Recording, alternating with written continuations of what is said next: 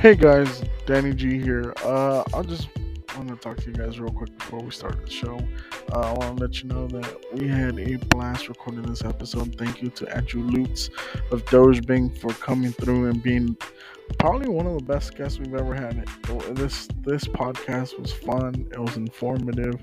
We learned so much about coffee, about the crypto space.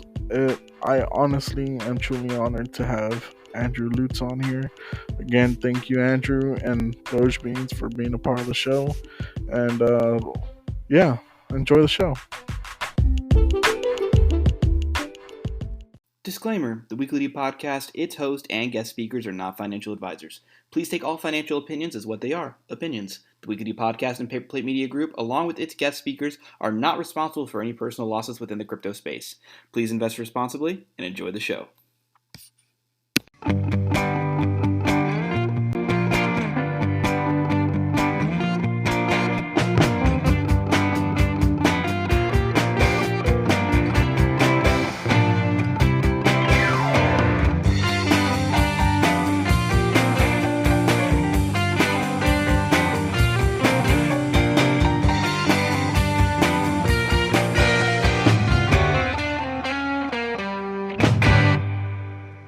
Hey, what's up, D Fam? Welcome back to the Weekly podcast. I'm your host for today, Kyle Austin. This is my co-host, Danny G, and today we have another awesome episode for you guys. We are joined by someone super cool, straight from the Ville. He's a master coffee maker and founder of DogeBeans. It is my absolute pleasure to introduce the master of Bean, the Duke of the Doge, the commander of the Bean Brigade, your new friend and mine, Andrew Lutes. Welcome, man. Thanks, Kyle. It's a pleasure to be here. Super excited to be joining you guys on the Weekly D podcast this week. Oh, for sure, man. I told you I was going to do it. Yeah. I was talking, for the listeners, I was talking to Andrew on the phone earlier, and I was just like, I talked about the master of Bean, and he gave me some options, and I was like, I'm going to go through all these options now. There's no other point. But how are you doing today, man? Welcome to the show. It's good to have you on.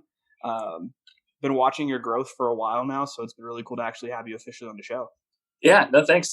It's been a good day.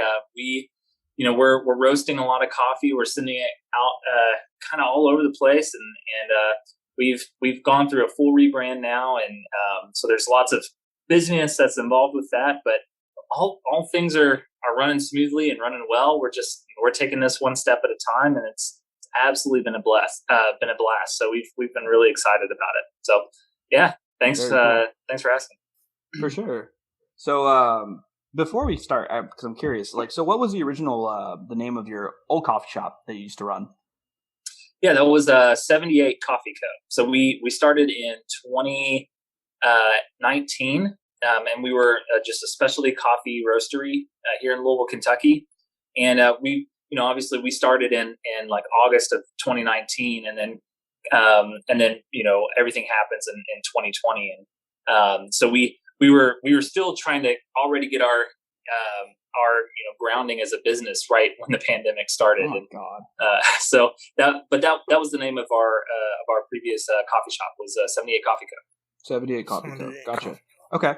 So let's just kind of jump into this thing.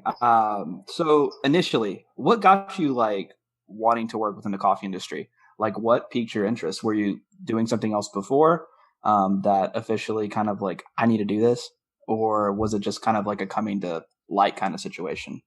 Yeah, I think everyone jumps into coffee at different, from different points. And so I think one of the cool things for me was I got started in the coffee industry 9 years ago now. I started off as a barista at Starbucks. Actually, I worked at Starbucks. And at the time I had no taste for coffee. Did not like it at all. And I was if you would have asked me to describe coffee, I used to say it just tastes like burnt water. If you could just if there's a way you get a burnt taste in liquid form, that was coffee. And I was just not a fan of it at all.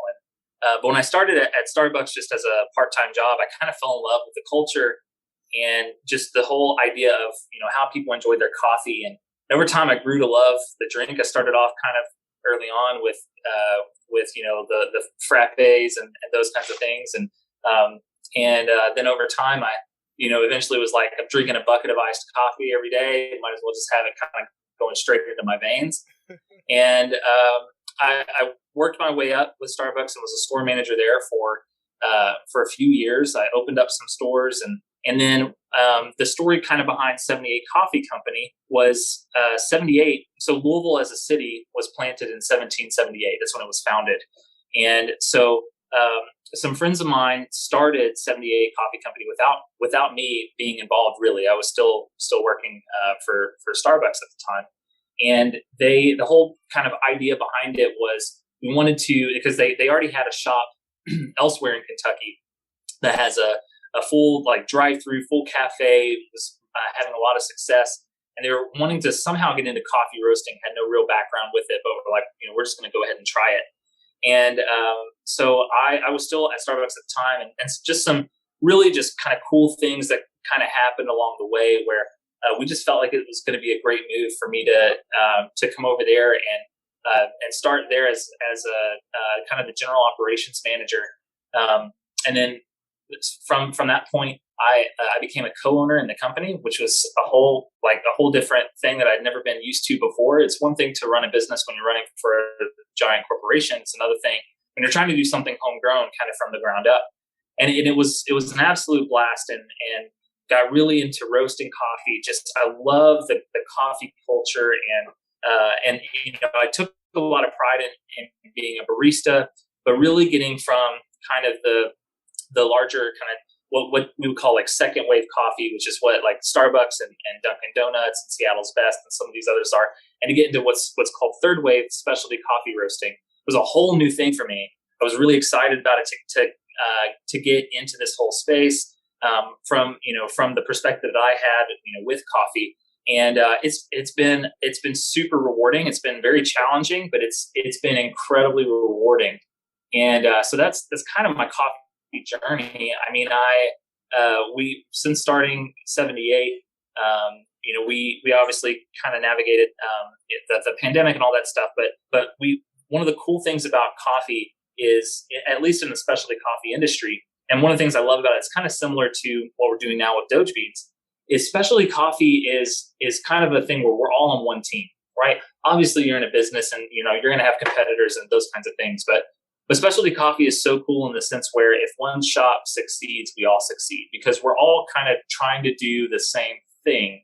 And specialty coffee is a really tough industry. It just is. I mean, your margins are tight, and it's all like the markets. When you think about, we're roasting our own coffee, so we're having to import green coffee, and there's supply chain issues that were only exacerbated by the pandemic. But those kinds of things, that it's really tough when you think about running a coffee shop. It's a lot trickier than a lot of people think it is. And so the cool thing about the coffee industry and with specialty coffee is that we're all on the same team. So we have a lot of support from some of the other coffee roasters that are here in town and abroad. We've had a mentor from Seattle that's come and helped us a lot, which has been fantastic. And so, yeah, that's kind of my coffee journey. I think I love the industry, and I wouldn't change anything about it in the sense of like with the community and all of that. I think it's so cool, and just very happy to be a part of it.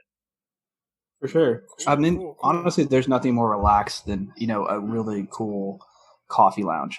Like, I don't think I've ever been to a place more relaxed than a relaxed coffee lounge, especially with, like you said, with specialty coffee and serving like their own style, their own specific roasts that they build in-house. There's just something special about that I know a lot of people, especially as you get older, appreciate more than just going to like a Starbucks. And not to say Starbucks is bad, because there's their niche there, right? They have that niche clientele that love it, live it, breathe it. That's what it is. But there's just something special about special roasted coffee. I guess to go into it, so after your initial business idea, unfortunately, did succumb to the COVID pandemic and the outbreak that happened, what brought you back like to coffee at that point? What was the big thing that said, we're gonna try this and we're gonna see what happens, and it could work out really well. It could also fail, right? So yeah, what were your thoughts on that? Yeah, so some of the things with, we were running the cafe and was starting to get some traffic, but we were still pretty new, and so we were trying to figure out our customer base. We had some wholesale clients and when I say like wholesale clients, we had some offices that we roasted coffee for, that we've like installed machines for. We had some other cafes that we roasted for, and various other businesses across the city and state. But with the cafe operation, we were trying to figure out, already our customer base and all that, and then the COVID hits, and we have to shut everything down. On top of shutting everything down, we live in Louisville, Kentucky, and we had a lot of civil unrest. I mean, this is the city of Breonna Taylor and everything that was happening there, and we saw kind of and we were positioned downtown in downtown Louisville, which is where we saw a lot of the unrest, and so it made it really hard for businesses downtown, regardless of what side that you stood on any political issue or how you felt about the pandemic or anything like that. It just became incredibly difficult to keep operations as normal. And so we decided we worked with it for a long time. COVID, everything started shutting down, end of March, beginning of April. And then in November was actually when we decided, it's probably about time that we just, we've kind of gone through a lot. We've kind of gone through our reserves as far as, how much can we really sustain this? And so we decided to close the doors to our cafe, but we still made a focus on wholesale operations, and which it really worked out in a lot of ways, because we really were able to kind of, instead of kind of stretched, with the coffee shop aspect of it as well as the roasting, we were able to really dial in and focus on making our roasting the best it possibly could be, and also the wholesale business. So when I think about some of our wholesale customers, we were able to, because we had the time to be able to devote to this aspect of the business. We were just really reaching out to new clients and new avenues, and everyone was doing this all at the same time because all the businesses are shut down. So everyone's looking for like some kind of wholesale, or like if they're like craft breweries, we're looking into canning, or there are all kinds of different things that we're trying to do for like grab and go and these kinds of things. And but for us, we were able to really dial in our craft and making sure that the wholesale experience is the best that it can be for our customers. And man, I just, I love coffee in the sense of, when you think about where the coffee is grown, what the farmers, how the farmers are processing that coffee after they pick it, like all the things that go into that coffee before you even get it in the States. And then all the things that happen through the importing process, making sure, especially if the coffee is fair trade, like all those things that happen along the supply chain. I get super, nerdy and geeky about it because there's so much that goes into your cup of coffee. And so we want to make sure that the last piece of processing that coffee goes through with the roasting is the best that it can be. We're thinking about the density of the bean. We're thinking about the altitude it was grown and how that affects the density. We think about the variety and how that's all affected during the roasting process, as far as how much gas and how long you let it roast. And there's all those kinds of things. Man, I just love it. I absolutely love the industry and roasting. And so COVID, it kind of allowed us to really focus in on that, even when we couldn't be open for the cafe. And so, yeah, and then that kind of leads into eventually the DogeBeans side of it. But prior to DogeBeans, that's kind of what we were doing, was just focusing on our wholesale, making the best roast we could be doing, and treating our customers with the absolute, making the customer experience the absolute best it could be. Gotcha. I mean, I 100% remember a lot of the civil unrest that was happening in Louisville. We were both here. My wife had just moved down in March, and everything kind of took off. Well, I guess it was March of 2019, but she came, and that was her first experience. She got to experience her first thunder, which she loved, and then the pandemic hit. And the pandemic hit, and then the whole Breonna Taylor situation was starting to kind of blow up around that time, is really when everything happened. And we remember I remember going to the DMV to go take care of a ticket. And like, just to put it in perspective for the listeners, the city of downtown Louisville legitimately was boarded up windows, closed shops, just quiet. Ghost town. Yeah, it was literally a ghost town. You could go there and there'd be no traffic. There'd really be no cars. And the few people that you'd see would actually be located at the Breonna Taylor Park, which is at the center of town, which they've renamed, not officially, but it's Breonna Taylor Park. Yeah. But there is something happening there. Life is starting to come back to the city. People are wanting to get out. So it's honestly the perfect time to do this. And like what you've been doing, kind of sitting and wait, growing your craft, building on what you're building to make it as good as possible is something that I think is important. Not to mention, what you've done on social media is just ridiculous. Like just looking at it from a social media marketing perspective, like you've been really pushing yourselves. And I think it's awesome. And we'll talk about that a little later. So crypto, the little dog, that now is your kind of namesake logo, that's derived from the Dogecoin. What made you decide this should be crypto themed? This is something that like I want to be crypto themed. Yeah. So how the whole crypto side of the business kind of came into being was so at the start of this year. Well, really, let's backpedal. I'll give kind of like my crypto knowledge background, which is very little, but I had back in like 2018. I remember when I first started using Robinhood, I had some Bitcoin and Ethereum, and I did some research on it then, but I wasn't, I had friends that were really into crypto. So that's why I kind of described myself as crypto adjacent. Like I had friends that were into the mining aspect. They had rigs for mining Ethereum, and a lot of them were like, they worked in like internet security and all kinds of things. And they were super into crypto. Like I always was around it and I knew it existed, but I didn't quite understand the technology or what was really happening. I really didn't do any research on it. I just, was like, well, this is fun money and it's on Robinhood and I'm going to see what happens. And then in late 2020, I in December, like right after Christmas, I just kind of invested a little bit into Doge, just a little bit. And I was like, oh, like what, because I saw that it was like kind of getting a little bit of traction. I wasn't sure what was going on here. And so I was like, yeah, I'll FOMO into it. And then I got a little bit more in January of this year because I caught it right when it was going from below 1 cent to a penny. I was like, whoa, this is crazy. Like Dogecoin hit a penny. This is insane. So I FOMO'd even more into it.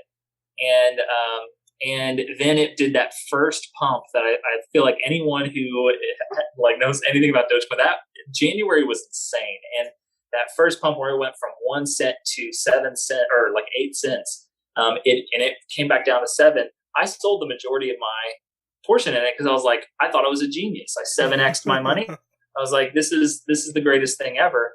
And and then I completely underestimated the Doge army and what Dogecoin's potential could be. And but after that first pump, I was like, man, this is really cool. And I kind of pulled my holdings out of Robinhood at the time, and I got Coinbase. I started looking at Coinbase, and I was like, doing some research on because I didn't have Dogecoin on Coinbase because it wasn't available at the time.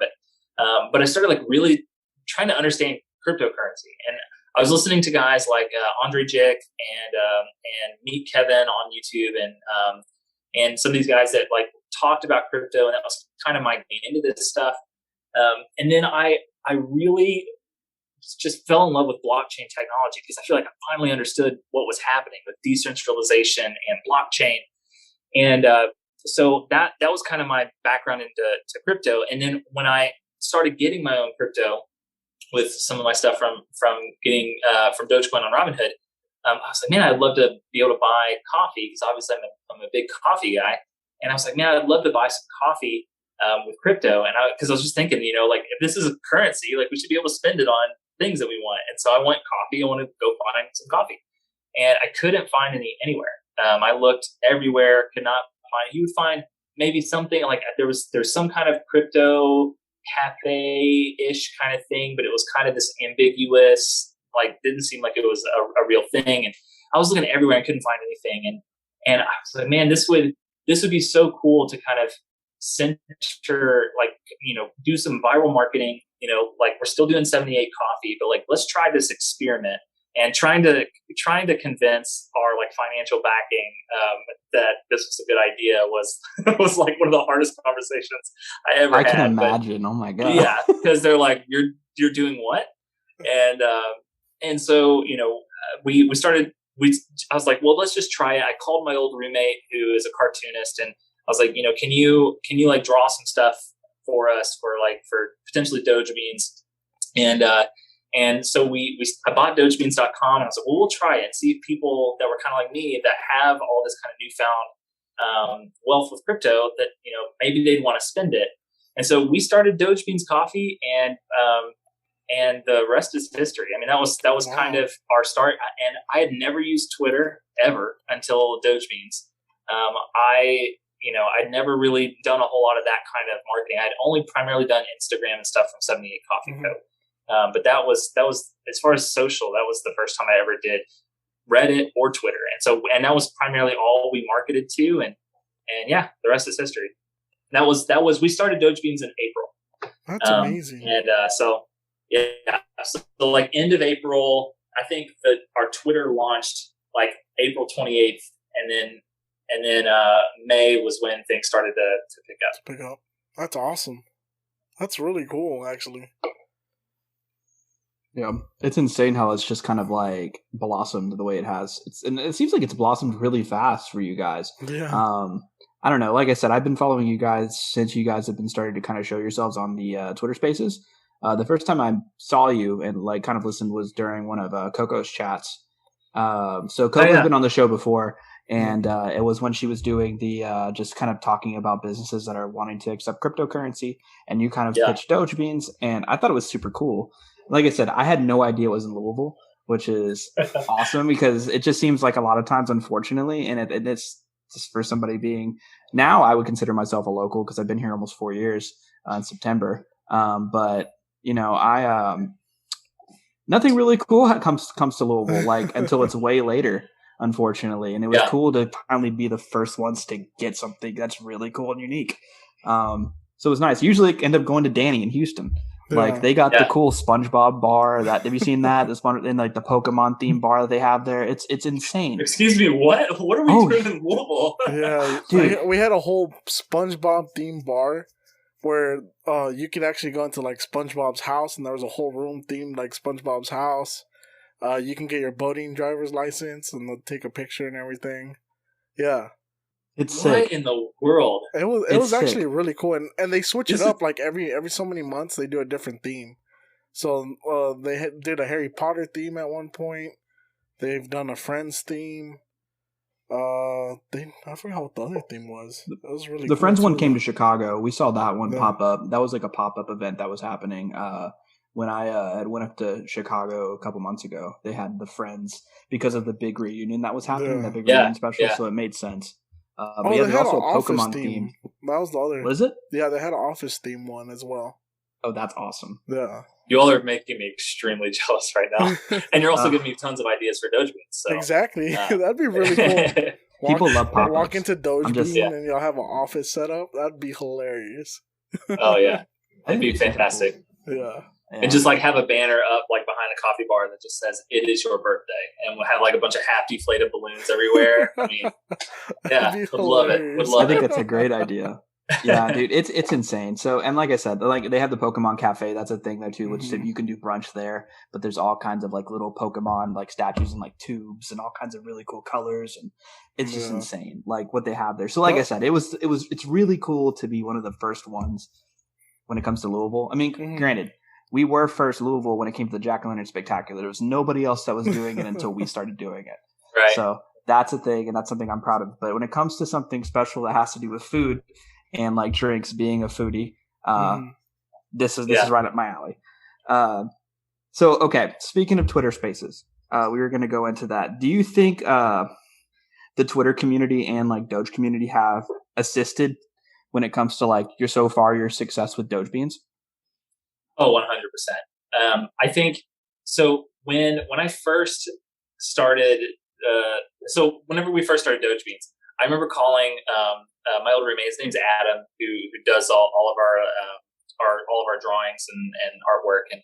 And I remember calling Adam and talking to him about this DogeBeans idea, and I was like, either this thing is going to like be like go crazy to the moon, or it's going to go nowhere. There is no in between, like that, And we just remember kind of dreaming, just talking about like what this thing could be, and just kind of laughing about the whole thing because this is so crazy.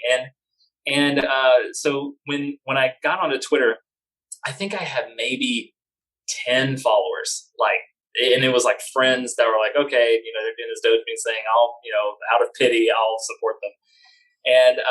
And then I think it was the first spaces, and this is when everything was going crazy in crypto in general. This is when everything, all like Bitcoin and Ethereum are hitting all-time highs, and Dogecoin's kind of going all over the place.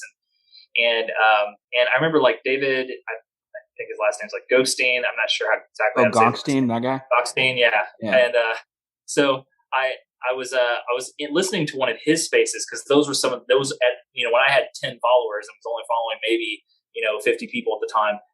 His spaces were the biggest ones, and they were at one time there was over 1,000 or so people like listening in, and I get in there and I happen to catch him right when he started one, and I like raised my hand to speak just to see what would happen, and he brought me up as a speaker.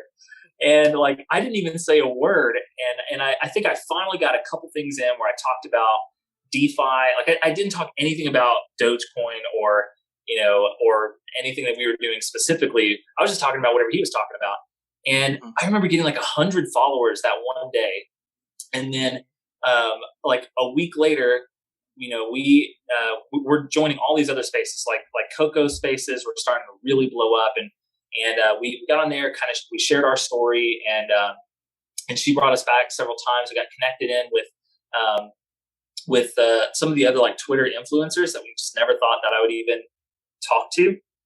And it's just been the momentum from Twitter, especially Twitter Spaces, has been incredible. I mean, if it wasn't for the Twitter Spaces, I don't know what we would be doing. And now we finally got the ability just last week to host spaces, so we're going to start finally hosting some of our own.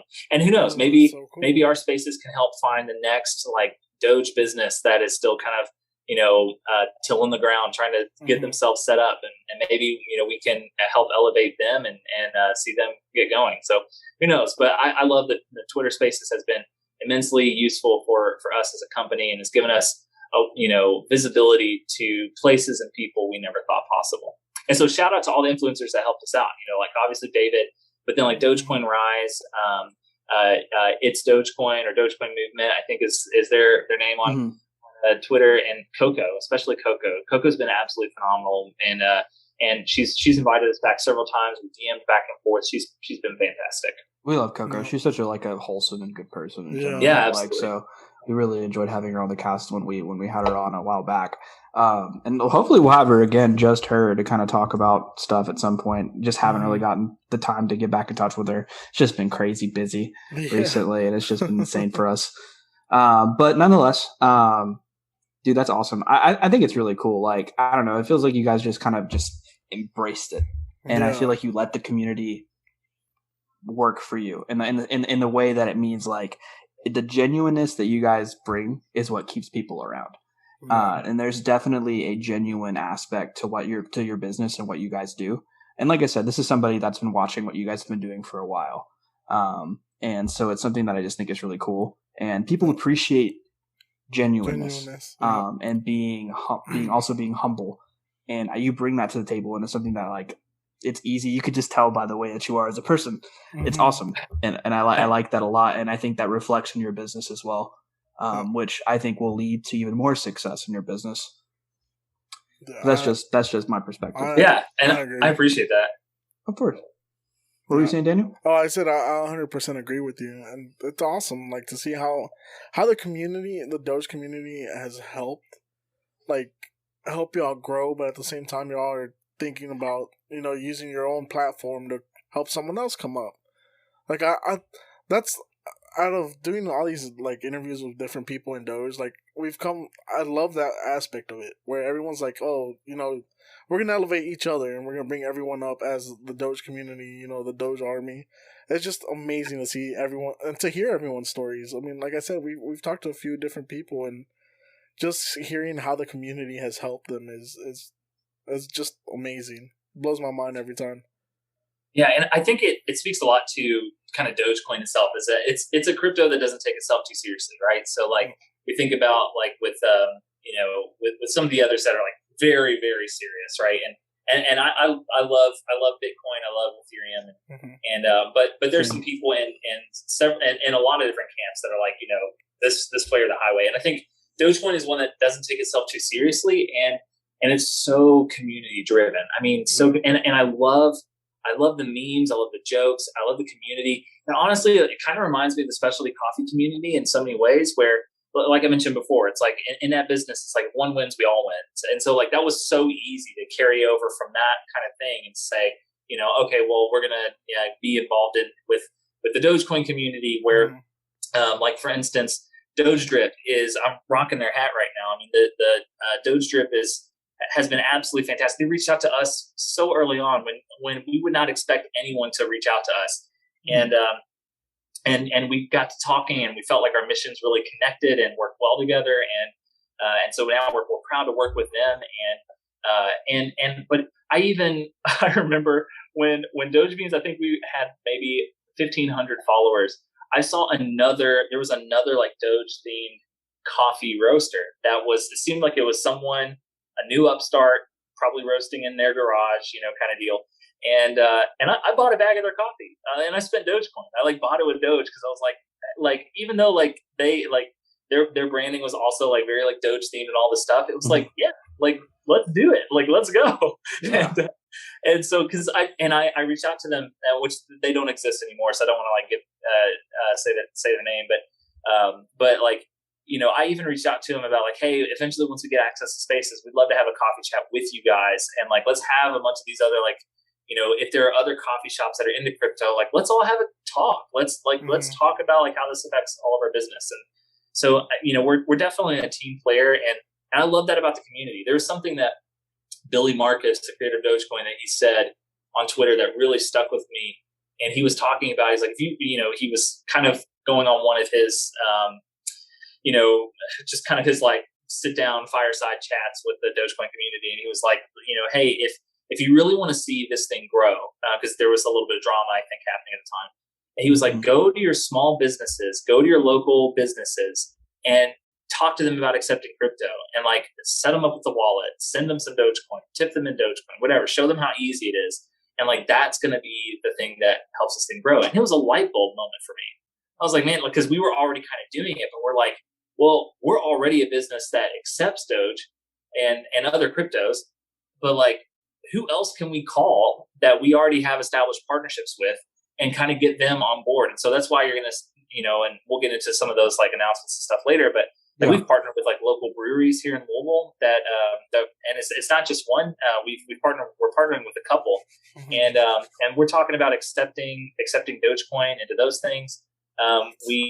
We currently sponsor a big sports team here in Louisville that's Lou City FC, and we've without going into it, like we've talked about the possibility of what it would look like if they wanted to accept something like cryptocurrency. Now, I don't want to speak for them at all because this is not. I'm not going to say this is something that they're exploring.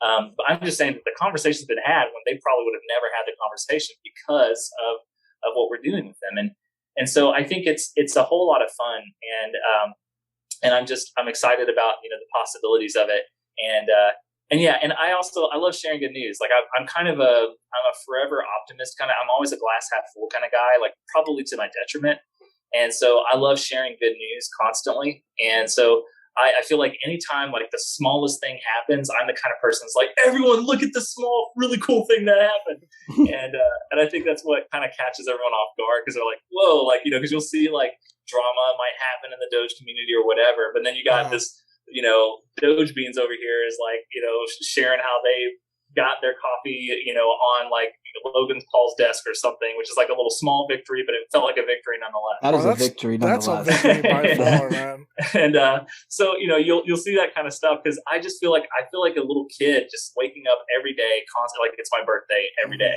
It's like I get to experience the community, and I feel like every day something new and crazy is happening that just blows my mind, and I'm like, how did this happen? How am I here?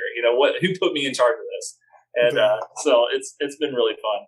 Dude, That's we awesome. feel the exact same way when it comes to like all of that. Everything's just been happening so fast, especially like I said, like Danny was telling you kind of at the beginning, we kind of, in a lot of ways, we've kind of just evolved with time with this podcast. We used to be a much different podcast, and now we're doing, a lot more face-to-face content. We were a lot more raunchy back in the day, and it was a lot of fun, and we had our fun there. Yeah, but for sure. like, I mean, honestly, it's been so interesting getting into a field where there are people that not only like support you, but they continue to support you and ride with you. Yeah. And the more, and they continue to build you up, and they're like, hey, you should check out the Weekly D. This is an awesome podcast, and they're going to make you feel comfortable. They're going to make you feel good. And like we've gotten people that have reached out to us too, which is crazy. Just for little things, here and there. But I mean, the community itself, like, I mean, we're seeing it happen all the time. Like Doge Drip, like you said, which for listeners who don't know, they're a water company. They do bottled water, and they donated quite a bit of their funds, right? If I'm not mistaken, as well. Yeah. So they donate a pretty large portion of their profits to several different charities and nonprofits, and they also do like Dogecoin merch and lots of other things. They've been really instrumental in even helping some other brands get into the space. And so, yeah, I mean, like for instance, with the coffee sales that we have that go on their website, like a portion of the proceeds goes to the Lug Now Project, which is one of the guys on their team. It's like so some of his like extended family is still back in India, and it's like schools that are in India that are helping people that are in kind of the lower kind of caste societies that may not have access to the best education get a good education. So awesome. They do all kinds of crazy things, and so they're absolutely inspirational and a big inspiration to us and what we're trying to do, and we couldn't be happier to be with them. That's sick. I mean, it's awesome seeing a lot of these Doge companies build up. Like you have them, you have Doge Moon, which you've probably seen before. Yeah, they're building their kind of like moonlights, which we'll hopefully be seeing them in a couple months. But we'd like to talk to them in person at some point. And it's just been crazy. Just the building that's happening within Twitter specifically when it comes to marketing. It's been just crazy. And it's awesome, honestly. It's just so cool. Also, side note, sponsoring Loose City is a big deal. Don't sell yourself short on that. That is so cool. For listeners in Houston and California who don't know, their soccer team, semi-pro, they actually remind me a lot of the old school Houston Dynamo days. They're just killing it on the field. Nice. And they've been just consistently killing it on the field. So if you want to watch a young team just building, Loose City is great to watch. They're sick. Awesome. Yeah, so we sponsor. So it's it's the Loose City FC and Racing Louisville. So Racing Louisville is the pro women's team that's here in Louisville as well. Nice. And so it's Racing Louisville and Loose City FC. They have a training academy. So it's the Loose City FC training academy. Where it's like they host like tournaments. It's like got a bunch of, it's like kind of little league soccer, but you can also like there are adult leagues, and it's a massive campus that they just built. And so we actually do our concessions. Like we have coffee, the DogeBeans coffee there in their concessions. We do our cold brew there in their concessions, and we're a proud sponsor of everything that they're doing there. So it's been really cool to see that, and yeah, I mean, I would love to eventually, kind of have some things there in the stadium. I mean, who knows? Who knows what that might turn into? But we love the people at Loose City FC. They're great, and we're at their games a lot. It's a lot of fun to watch. Oh man, dude, that's awesome. Cool. So yeah, okay. So let's go back into it again. So what has been the most difficult aspect of building a brand based around cryptocurrency? Like, where are the challenges that you've actually specifically faced there? So there are. There's a lot. It's tricky because when you first trying to explain crypto, because this technology is so new, right? Imagine, the early days of the internet, right? People were like, okay, computers are connected to each other across the network. Like, what is that? Okay, how does that affect me? Trying to explain, people trying to explain the internet to them back in, the like late 80s, early 90s, it just wouldn't make sense. And that's kind of where we're at right now with blockchain. And so anytime that we were in our local newspaper, the Courier Journal, a couple days ago, and it said, crypto coffee, as our kind of headline. And I saw like a lot of people talking about it and posting about it. But the number one thing would be like, people would say is like, what's crypto coffee? You get that, or you would get like, well, can I still pay in cash and card, or are they just accepting like monopoly money? Like, what's happening here? And so I think that there's that initial kind of knowledge gap where we're trying to kind of overcome. That's one of the cool things about Dogecoin is Dogecoin has so much recognition, has so much name recognition that people are like, oh yeah, I've heard of that. That went crazy, in the stock markets, and they don't really understand what's going on, but they've heard of it, and they might have some Dogecoin. And so that's helped a lot, because we can say like, hey, it's a very fun kind of on ramp into crypto, because Doge is, there's nothing fancy about it. It exists, and it has value because we say it has value, and it has some great utility like fast transaction times and the like, and that it is like fully decentralized. But the thing with Doge is, it's got the community, the memes, all these things that kind of help give you an on-ramp into what blockchain tech is, what decentralization is, how cryptocurrencies work, why they're important, why they're being talked about.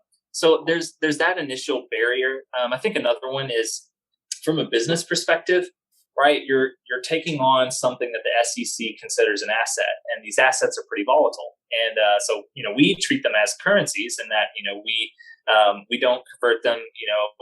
We convert some to U.S. dollars because we have to have cash flow as a business, but we don't convert all of it. And so it's like, well, when you're holding something volatile on your balance sheet, it's like, we're in the coffee business. We're not really in the investing business, and we want to make money off of our product, not on our investments. And so like there's that kind of initial hurdle, and then there are things that are ambiguous whenever it comes to things like sales tax with crypto. Is how is that?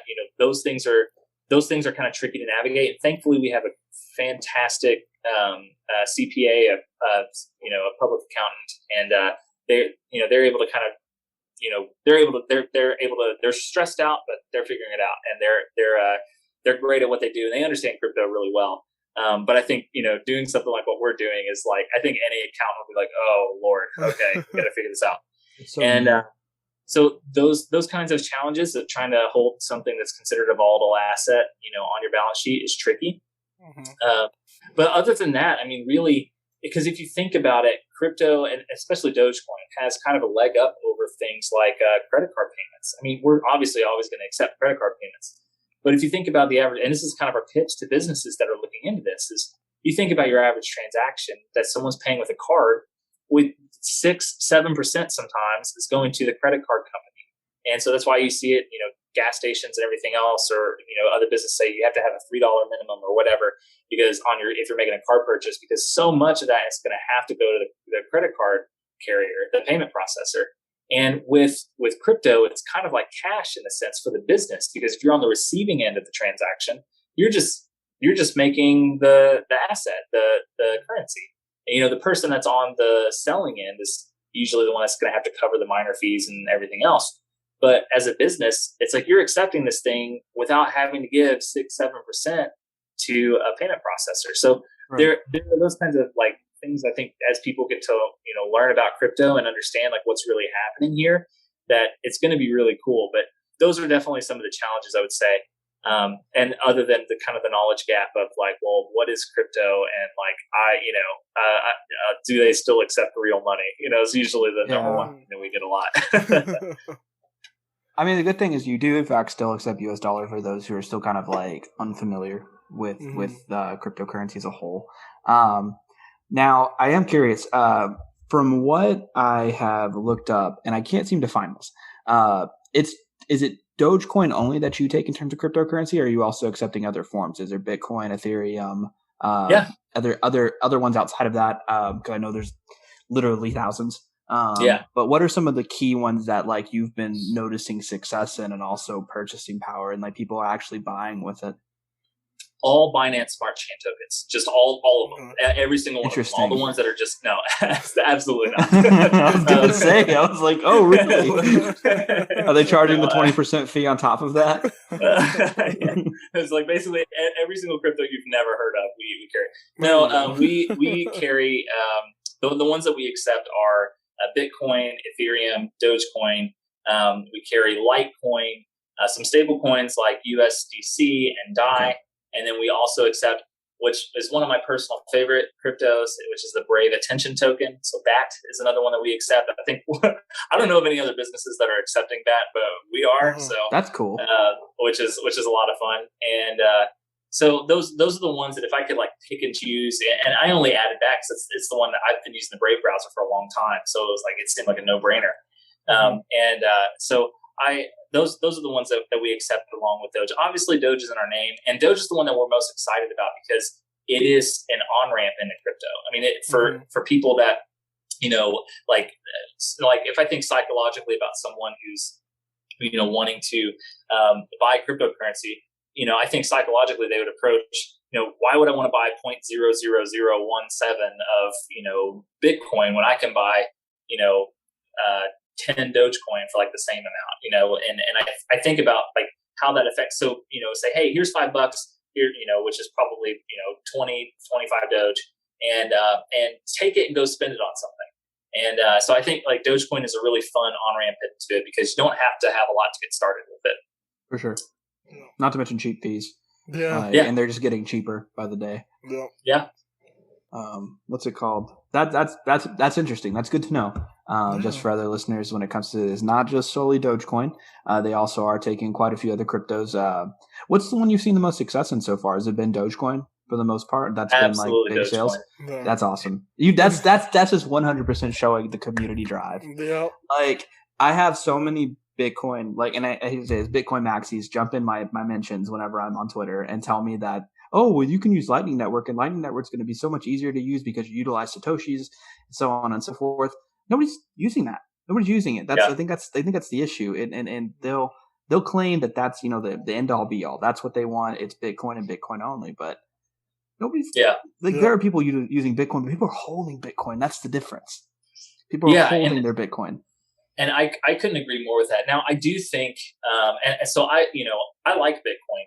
I see success in Lightning Network. It's just, I think the cool thing about, with what we're trying to do with DogeBeans is, we need things that have fast transaction times. Like we need it because we're trying to operate we are working towards, opening a cafe, reopening our cafe, and potentially exploring the idea of a drive-through. And so if you think about something with a drive-through, you want to have like fast transaction times are key, or else you're going to have a horrendous nightmare of a situation. And I hope that we can be one of the first drive-throughs in the country, and in the States to be able to pull this thing off. But so things like the Lightning Network I think are great for layer 2 solutions. But if you're thinking base layer, Dogecoin's great, and so that's one of the biggest perks of Dogecoin specifically is those super fast transaction times. I hope that Ethereum can get itself figured out with this Ethereum 2.0, and with what they're I know that they just came out with the EIP 1559 that upgrade. But I also know that like gas has been kind of everywhere right now, and I think about like and so I hope that Ethereum can get a little faster. We're watching things like Cardano, XRP I know is super fast, but they're all kinds of we're waiting and seeing which ones that are going to work for that kind of environment. But right now, Dogecoin is king, and that's our branding. So like we're right in behind it. I like it.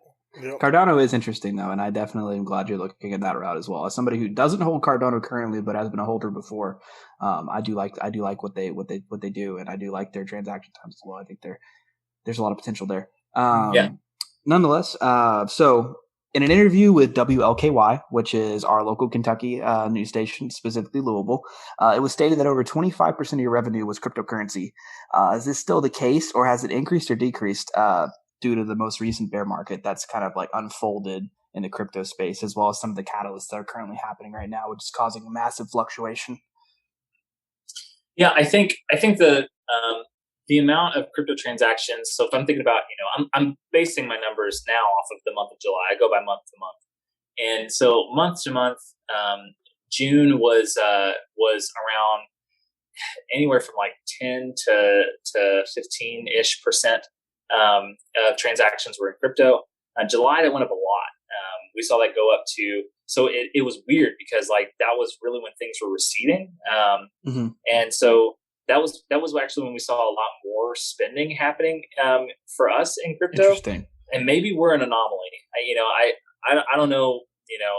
When we talk to some of our friends that also businesses that also accept crypto, that like some of the businesses are seeing like 5 to 10% of transactions in crypto, and we're seeing it at abnormally high numbers. So as far as the ratio of USD to crypto, so yeah, we're still about the same. I would say the last like week or so has been, we've seen a lot less crypto transactions. So I think it kind of almost has a reverse effect that when people are making more money, they tend to hold it more. And I think when we start to hit that bear market, they're like, they're going to lean into the utility of the token as opposed to just like how much it's worth. I'll buy a little something.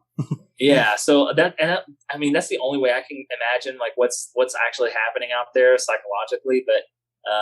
But that's kind of what we're seeing is we're still probably around like a quarter of our transactions are coming in as crypto transactions. And out of those, I would say 90% easily are in Doge.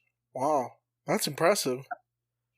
Yeah, it's mostly the ones that we've seen. Doge, Ethereum, and DAI have been those have been the big three. We haven't gotten any Bitcoin payments, which and I get it because like our branding is with Doge, and I feel like people don't take Doge seriously, and so I understand that completely. But we haven't really seen a whole lot of Bitcoin payments, really none at all. And then and I've had one BAT payment, so I've been really excited about that. I still think that's cool. Yeah. That's really cool that they're paying in crypto. Like that's super awesome. Yeah. They're using it what it's meant to be. I have a question. Do you feel like y'all put yourself in a niche by branding yourself as DogeBean? Like, do y'all feel like y'all close yourselves off, or? In some ways it can feel that way, where it's like, when we talk to people, especially locally, right? So like, we were a pretty well respected wholesaler with coffee, and like some of our wholesale clients, we have like some accounting firms, right? So their whole business is like dealing with like trying to avoid cryptocurrency, and like that here we are like DogeBeans setting up coffee in their shop, and so I think there's that kind of like initial like hesitancy of like, are these guys really serious? What are they trying to do? And but I think anyone that actually knows us, knows our business, knows that we're very serious about what we do. We take a lot of pride in our product. I think with DogeBeans in particular, obviously, like we've expanded our online reach to places we never thought possible. So yes, while some people may see it as a niche, to us, we see this as a massive expansion. And the cool thing is I think of a great example of this is kind of in gaming, and I think of specifically back in the mid 2000s when you had kind of the console wars with like Xbox and PlayStation. And what Nintendo was doing with the Wii was like Microsoft and Sony were kind of saying like, let's make the absolute best thing that we could do. And then Nintendo's kind of off doing their own thing. This is what they called the blue ocean strategy. And that stuck with me ever since I was like, when I remember reading about that, thinking the blue ocean strategy is like, we're going to go off on our own into uncharted waters and kind of make our own market. And so the idea behind DogeBeans is, well, let's make our own market. Let's go off into these uncharted waters. There has, to my knowledge, there's never been a coffee subscription that you can pay for using cryptocurrency that specifically marketed itself that way. And so we saw this as a whole new market of people that may not know about specialty coffee or have cryptocurrency that they would like to spend, or just to kind of help this the use case scenario. So that was kind of our whole model. It was like, we'll just make our own market and just kind of see what happens. So it doesn't feel like that we're shut off in any way. It feels like we're making kind of our own thing, which is really cool. Okay, that's really cool. That was a really impressive answer. I'm not gonna lie. No, that's cool though. Like you're creating your own lane, and that's what we love to see is people going through their own lane, creating their own path, and making it work. And we're seeing that a lot with a lot of people in the Doge community, where they're just cutting their own lane. They're like, forget following the trend, forget doing all this. Let's do our own thing. Yeah. It's great in the sense of like, because when you're kind of the only one out here navigating these waters, right, you're setting the precedent, and that's really cool that like you're setting the thing that hopefully other people can kind of follow you in, and so kind of. Because what we've already seen since we started DogeBeans is we've had other businesses that's reached out to us saying, "How can I do this? Like, what can I do to accept crypto in a healthy way that I feel like is not going to get me in trouble with the IRS and that's going to be financially successful." And so we've had lots of people reach out to us, business people even to kind of talk about this thing, and because we are kind of navigating uncharted waters, and so it's a lot of fun. It's scary. Like it scares me to death sometimes. And like I said, even though like, yes, I feel like a little kid waking up every morning. It's like my birthday. There's also like this sense of like, no one's really done this before. And that's terrifying because, I would hate it if we were to kind of, to be vulnerable. Like if we fail, it feels like, well, we're kind of out in front of everybody, and like and people were like, "Oh man, you don't want to get into crypto because DogeBeans did it. It was really bad for them." So like there's that kind of aspect of it that like, man, we feel like we're kind of carrying a lot of extra weight on our shoulders, but it is a lot of fun, and I'm excited to kind of navigate this thing and see where it goes. Yeah, you're a pioneer in your own path, in your own way. You really are. It's crazy. Listen, this is what it takes to be the first coffee on Mars, right? So we gotta make this happen. Be the first coffee on the moon, first coffee on Mars. That's really, if we're talking about like a 5 to 10 year business plan, that's all we're shooting for. It's just we have a paper just kind of above our desk in the office that just says first coffee on Mars. That's all we're shooting for. That would be awesome. I think that's a great idea. I think it's a great idea. Cool. What are your thoughts on potentially trying to expand yourself out to let's say hypothetically speaking, a SpaceX type area, maybe in Brownsville, Texas, somewhere like that at some point, or maybe even like your place, like your old friendly Houston, Texas at some point. Are there thoughts on expansion in the next 5 to 10 years, or is that kind of like still really up in the air, just kind of based on the climate? Yeah. So I guess the way that I would approach that is we do have plans to expand, and but what the main thing that we want to do is quality over quantity. So we want to make sure that let's get the first couple right. Let's make sure that they are amazing. They represent the community well. They onboard new people into crypto, or onboard crypto people into coffee. We want to make sure that this is like a really great idea, and that it is that you can replicate it. And so that's what we're trying to do now. So the idea is, yes, I would love to be able to expand. And with coffee in particular, it is a little bit tricky because say if we were to set up in Houston, well, that means that we're shipping coffee that's being roasted in Louisville to Houston. So, well, if we're going to move that far away, well, we need to start up another roastery. And if we do that, but that means you got to teach all new staff how to roast the coffee and make sure that you're doing the right recipes. Then you're thinking about, well, how am I going to import these greens to 2 locations? So there's a lot of things that go into play if we're going to try and open, multiple places. But it is something that we're exploring. We just want to make sure that we get the first couple right. And so we're going to do those right here in our backyard, and then who knows what we'll do from there. But I love it. The sky's the limit. I mean, we feel really confident in what we already have going on, and we're confident in our backing.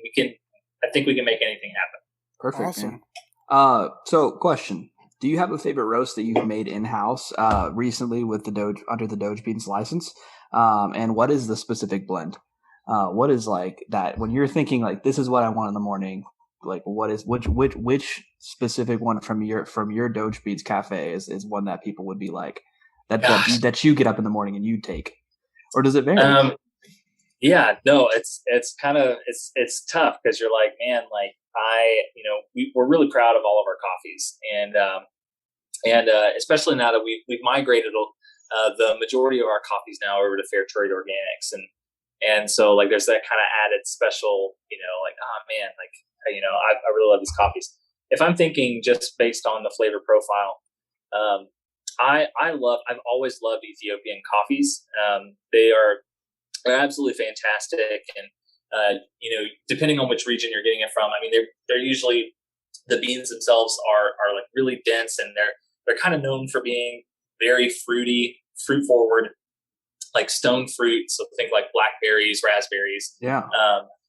Very citrusy. They're just wonderful, wonderful coffees. Especially if you can find something crazy like a naturally processed one that's really kind of absorbed what was in the actual coffee cherry that it comes from.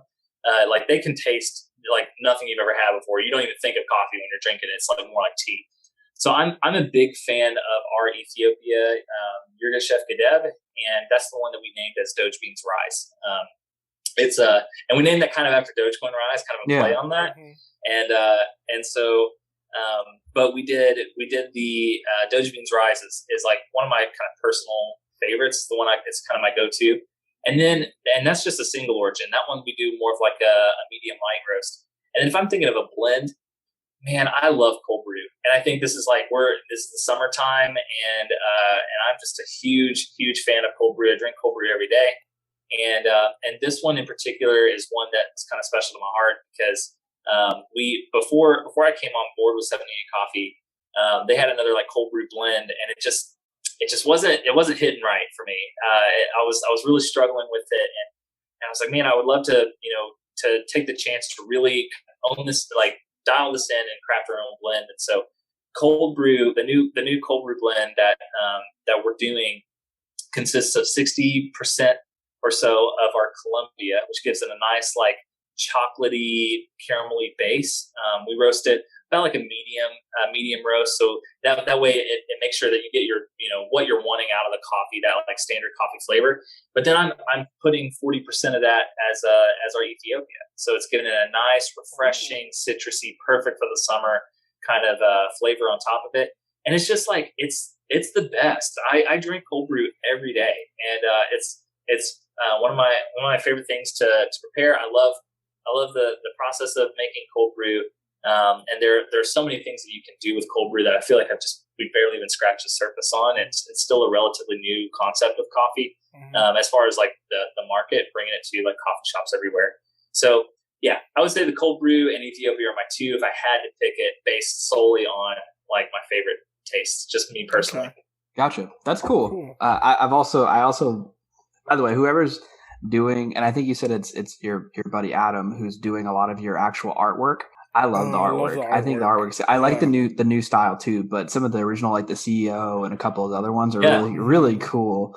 And they're just kind of like really cool vibey logos that I just really like. Yeah, I think they're neat. It's cool to like put up in the background of like not only just to have as coffee too, but to put in the background as like a set piece or something like that too. So there's just a lot of cool things you can do with that packaging that you guys have made with it.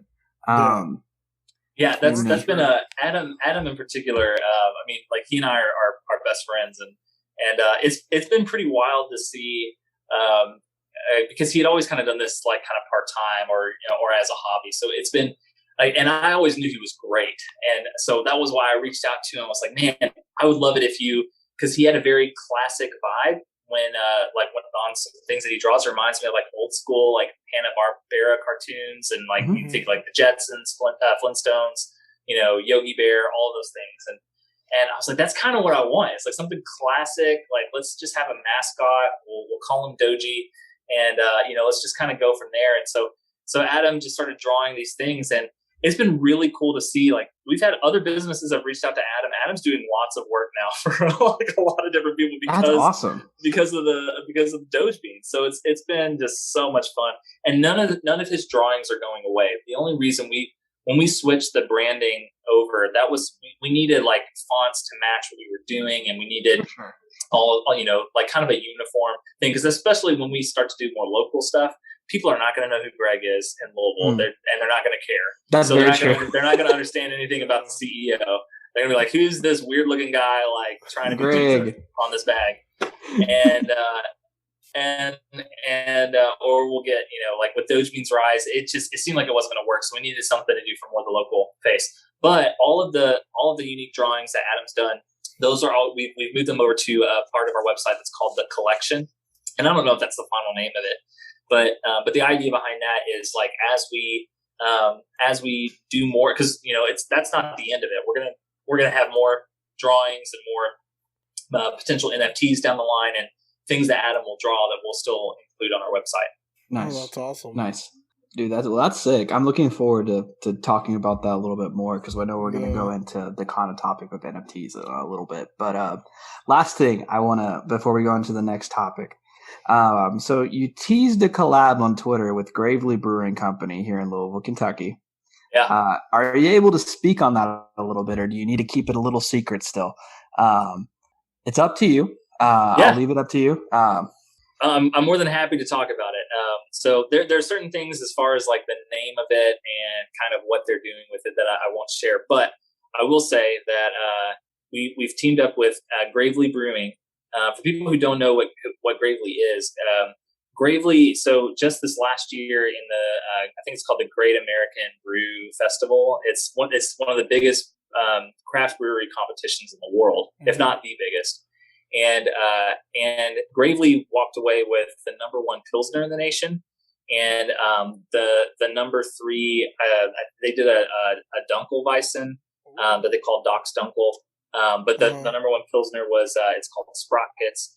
Anyway, their head brewer is a great friend of mine, and we're really close. And so we reached out together and looked at a way that we could potentially have a collaboration. And just because it'd be awesome to be able to put something out with our friends, and so we are working on a coffee IPA. I can share that. So we're doing a coffee IPA together, and that's going to be releasing in some limited bottle run, but it's primarily going to be for their tap room here in Louisville to kind of be our big local push. But there will still be some stuff that's going to be available for the Doge Army that we're really excited about. So I don't want to go too much into that, but a coffee IPA. Yeah, it's gonna be really cool. And so we're working with them. You'll see more on it. Honestly, I think they're going to be making an announcement here in the next few days, week. I don't want to like put an exact timetable on it because I want to respect them and what they're trying to do. But they've given me permission to talk about it now because I've been holding this in for a while. I've been really excited to talk about it because I'm like, we get to do something with this award-winning brewer. Like, this is insane. And but I've tasted it. It's great. I absolutely love it. I'm super proud of it. And so we're hoping we can make the Doge community proud as well as our city proud in this thing. It's gonna be cool. Dude, that's awesome. So cool, and it's so unique. I don't think I've heard of many coffee IPAs. Yeah, that was the thing. Was like I've had several coffee stouts, but or porters. And so when I was talking with my friend Nick, who's the head brewer there, we're kind of having a back and forth. Just saying, well, what could we potentially do? I was like, well, what are you thinking? He's like, I'd like to do a coffee IPA, and I was like, you're a madman, but like he's the award-winning brewer, so I'm like, I'm not going to say no. And but I was curious as to how it was going to work. The cool thing about doing a coffee IPA is it's not like you're adding a ton of coffee flavor that's going to clash with the citrusy, hoppy kind of nature of the IPA. Right. What's cool about it is the coffee really grounds the IPA, kind of brings in some of the some of that kind of like harshness in it. And it makes it this like really cool. It's its own thing. Like if you try an IPA and then you try this, you feel like you can tell that it's the same style of beer. And this one in particular is going to be a hazy IPA, and you can tell it's the same style of beer. But it's its own thing. It doesn't taste like coffee. It's there. If you're looking for it, it's there. But it's It's gonna be so cool. I can't wait. I'm excited to try for it, this thing. dude. Kyle, you need to get me a bottle. I don't care what you do. I'll find a way to get it to you, Who you man. have to go find, I'll get me a bottle.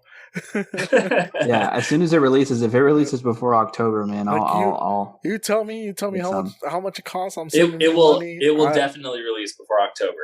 I Sweet. can guarantee you that. Like the release window is in the next couple of weeks. Yeah. Sweet. Dude, I mean, that's exciting. So cool. So I'll go pick up a couple bottles, and I'll keep one for myself, and then when we go down to when I go down to Houston, I will just pack a bag and check the bag, and so that way I can bring whatever alcohol I want. And so I'll just bring him. I'll bring him a bottle of that. Yes. I need that. That sounds delicious. I'm really excited to try that. I'm trying to imagine how it's gonna taste, because like I've had like a coffee porter with orange juice, or with like orange Hefeweizen. You know, you mix them together. It tastes good, but a coffee IPA and on top of that a hazy IPA. Yeah, I'm extremely interested in this. Yeah, I'm excited. It sounds crazy. Yeah, I think Gravely is a great you're starting at the top when it comes to Louisville brews.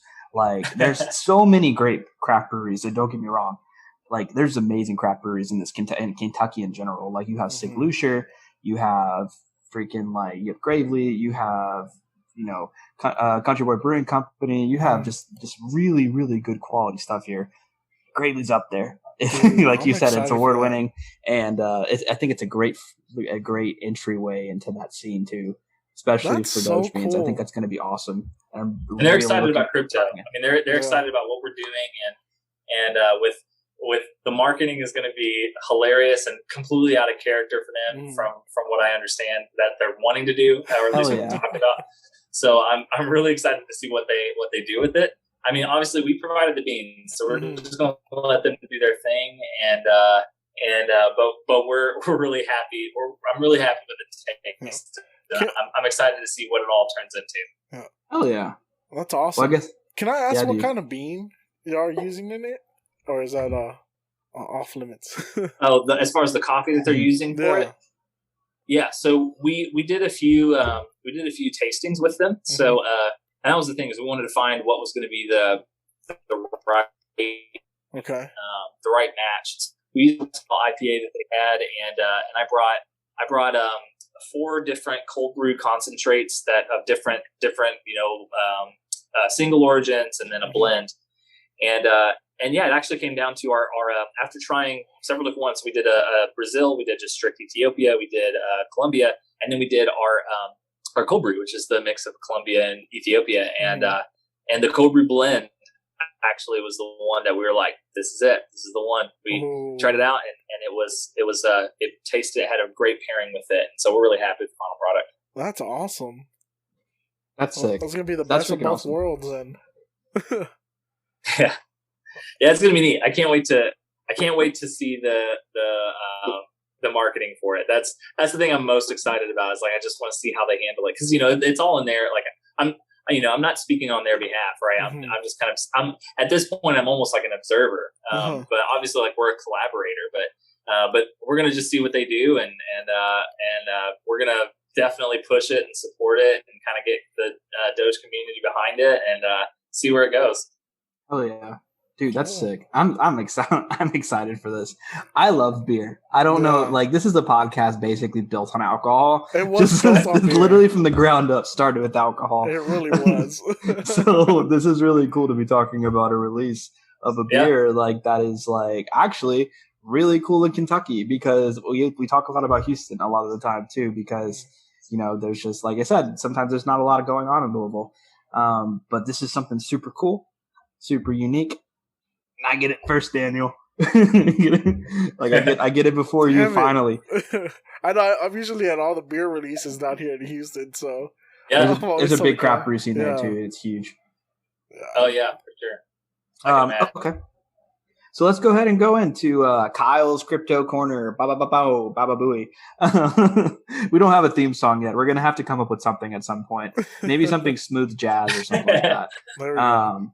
But yeah, so this is Kyle's Crypto Corner. This is the time where we can talk crypto. We can get as deep and as technical as we want. People tend to know and listen to it if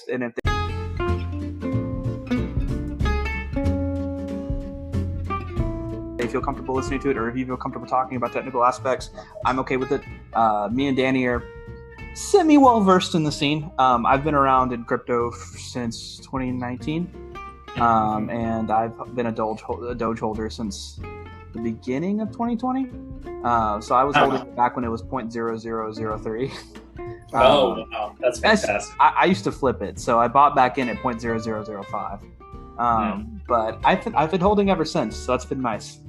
Letting my 10,000. Yeah. Well, now I have like almost 14,000 coins. I'm letting them ride out. So seeing what happens. But nonetheless, so what are some of your favorite cryptocurrencies in the market right now? Now, I'm assuming Dogecoin is definitely one of them, and as well as that. Yeah, so I have several that I kind of keep my eye on and just keep tabs on. So obviously, Doge. The Brave Attention token has always been one because it has a ton of utility. I love the ad model behind the Brave browser. If you think about how they're kind of changing the game with kind of taking on the like big players and like big tech. So massive fan. We actually sent their dev team free coffee because I was like, I just want you guys to know, although we're DogeBeans, like we're big bat fans as well. Nice. And so that's one. That's probably, if I think about my personal some of my personal holdings and stuff like that, is definitely one that I pay a lot of attention to. I love Ethereum. I keep going because Ethereum has been this amazing kind of ground floor that so many other applications are built upon. And Ethereum really dives into like, we're a blockchain. Like with this, we want to make sure that things that are built on this platform are decentralized, and we want to make a ground floor that like these decentralized apps or dApps can be built on that work really well. And I think about like the kind of the idea behind Web 3.0. So like I use MetaMask a lot, and I interact, with the web on that, as far as, decentralized finance and the whole deal. I just, it gets me excited. And also like, I love blockchain in general, because I think about just all the different applications for it. And I feel like Ethereum is kind of this amazing, breeding ground for lots of really cool projects, not just in the DeFi space, but just blockchain in general. So some really cool stuff there. I also really, I just recently, a friend of mine is it's almost like a Cardano maxi. And he's just like, ADA is like where it's at. You need to get in, and because Charles Hoskinson's going to change the world, and so I've been paying a lot of attention to Cardano. I have some holdings in Cardano, and I'm curious to see what happens with it. I like the idea that everything they're doing. It's up 20% right now, just so you're aware. I'm well aware. It's been a really good Cardano. So that's been cool to see, and also just everything is peer reviewed with them, and I love the idea of because they have the Cardano Foundation, and they're also, in the same sense as Ethereum, they're looking at different ways to implement the blockchain. If we think about like what Cardano is doing in like Ethiopia and Tanzania, where they're kind of bringing students on board and kind of putting the like student IDs on the blockchain, and kind of giving people access to banking features and just different like education resources that some of these kids would never have access to. I love that. Like I get really that kind of stuff like makes me really excited about the implications of how blockchain is going to change the world. And I just feel like things like Ethereum and Cardano are kind of on the cutting edge of it. Also, I'm always going to be a fan of Bitcoin. It's the OG, and there's some great things that are still happening with it. And you think about the Lightning Network and Taproot upgrade, and we're seeing it kind of blowing up, across the world, where some countries that had like El Salvador that had the US dollar kind of as their that they would ground their currency in USD. Well, now they're seeing another option with Bitcoin to have that as some of their reserves, to kind of curb some of the inflation scares that we might have with the USD. And I love that Bitcoin, it can be that for people, and that that people can have access to these kinds of things. And then obviously my favorite I will always love Doge. It's just I get into all these other cryptos, but I think that one of the cool things about specifically Dogecoin is is the community and how just simple and fun it is. I was listening to a story in a Twitter space where someone was talking about how there were, I think it was migrants from Venezuela that were moving closer to Central America that were sending money back home in Dogecoin to some of their families that were still struggling in poverty from Venezuela. And some of the businesses were starting to just accept Dogecoin just, because they were kind of getting,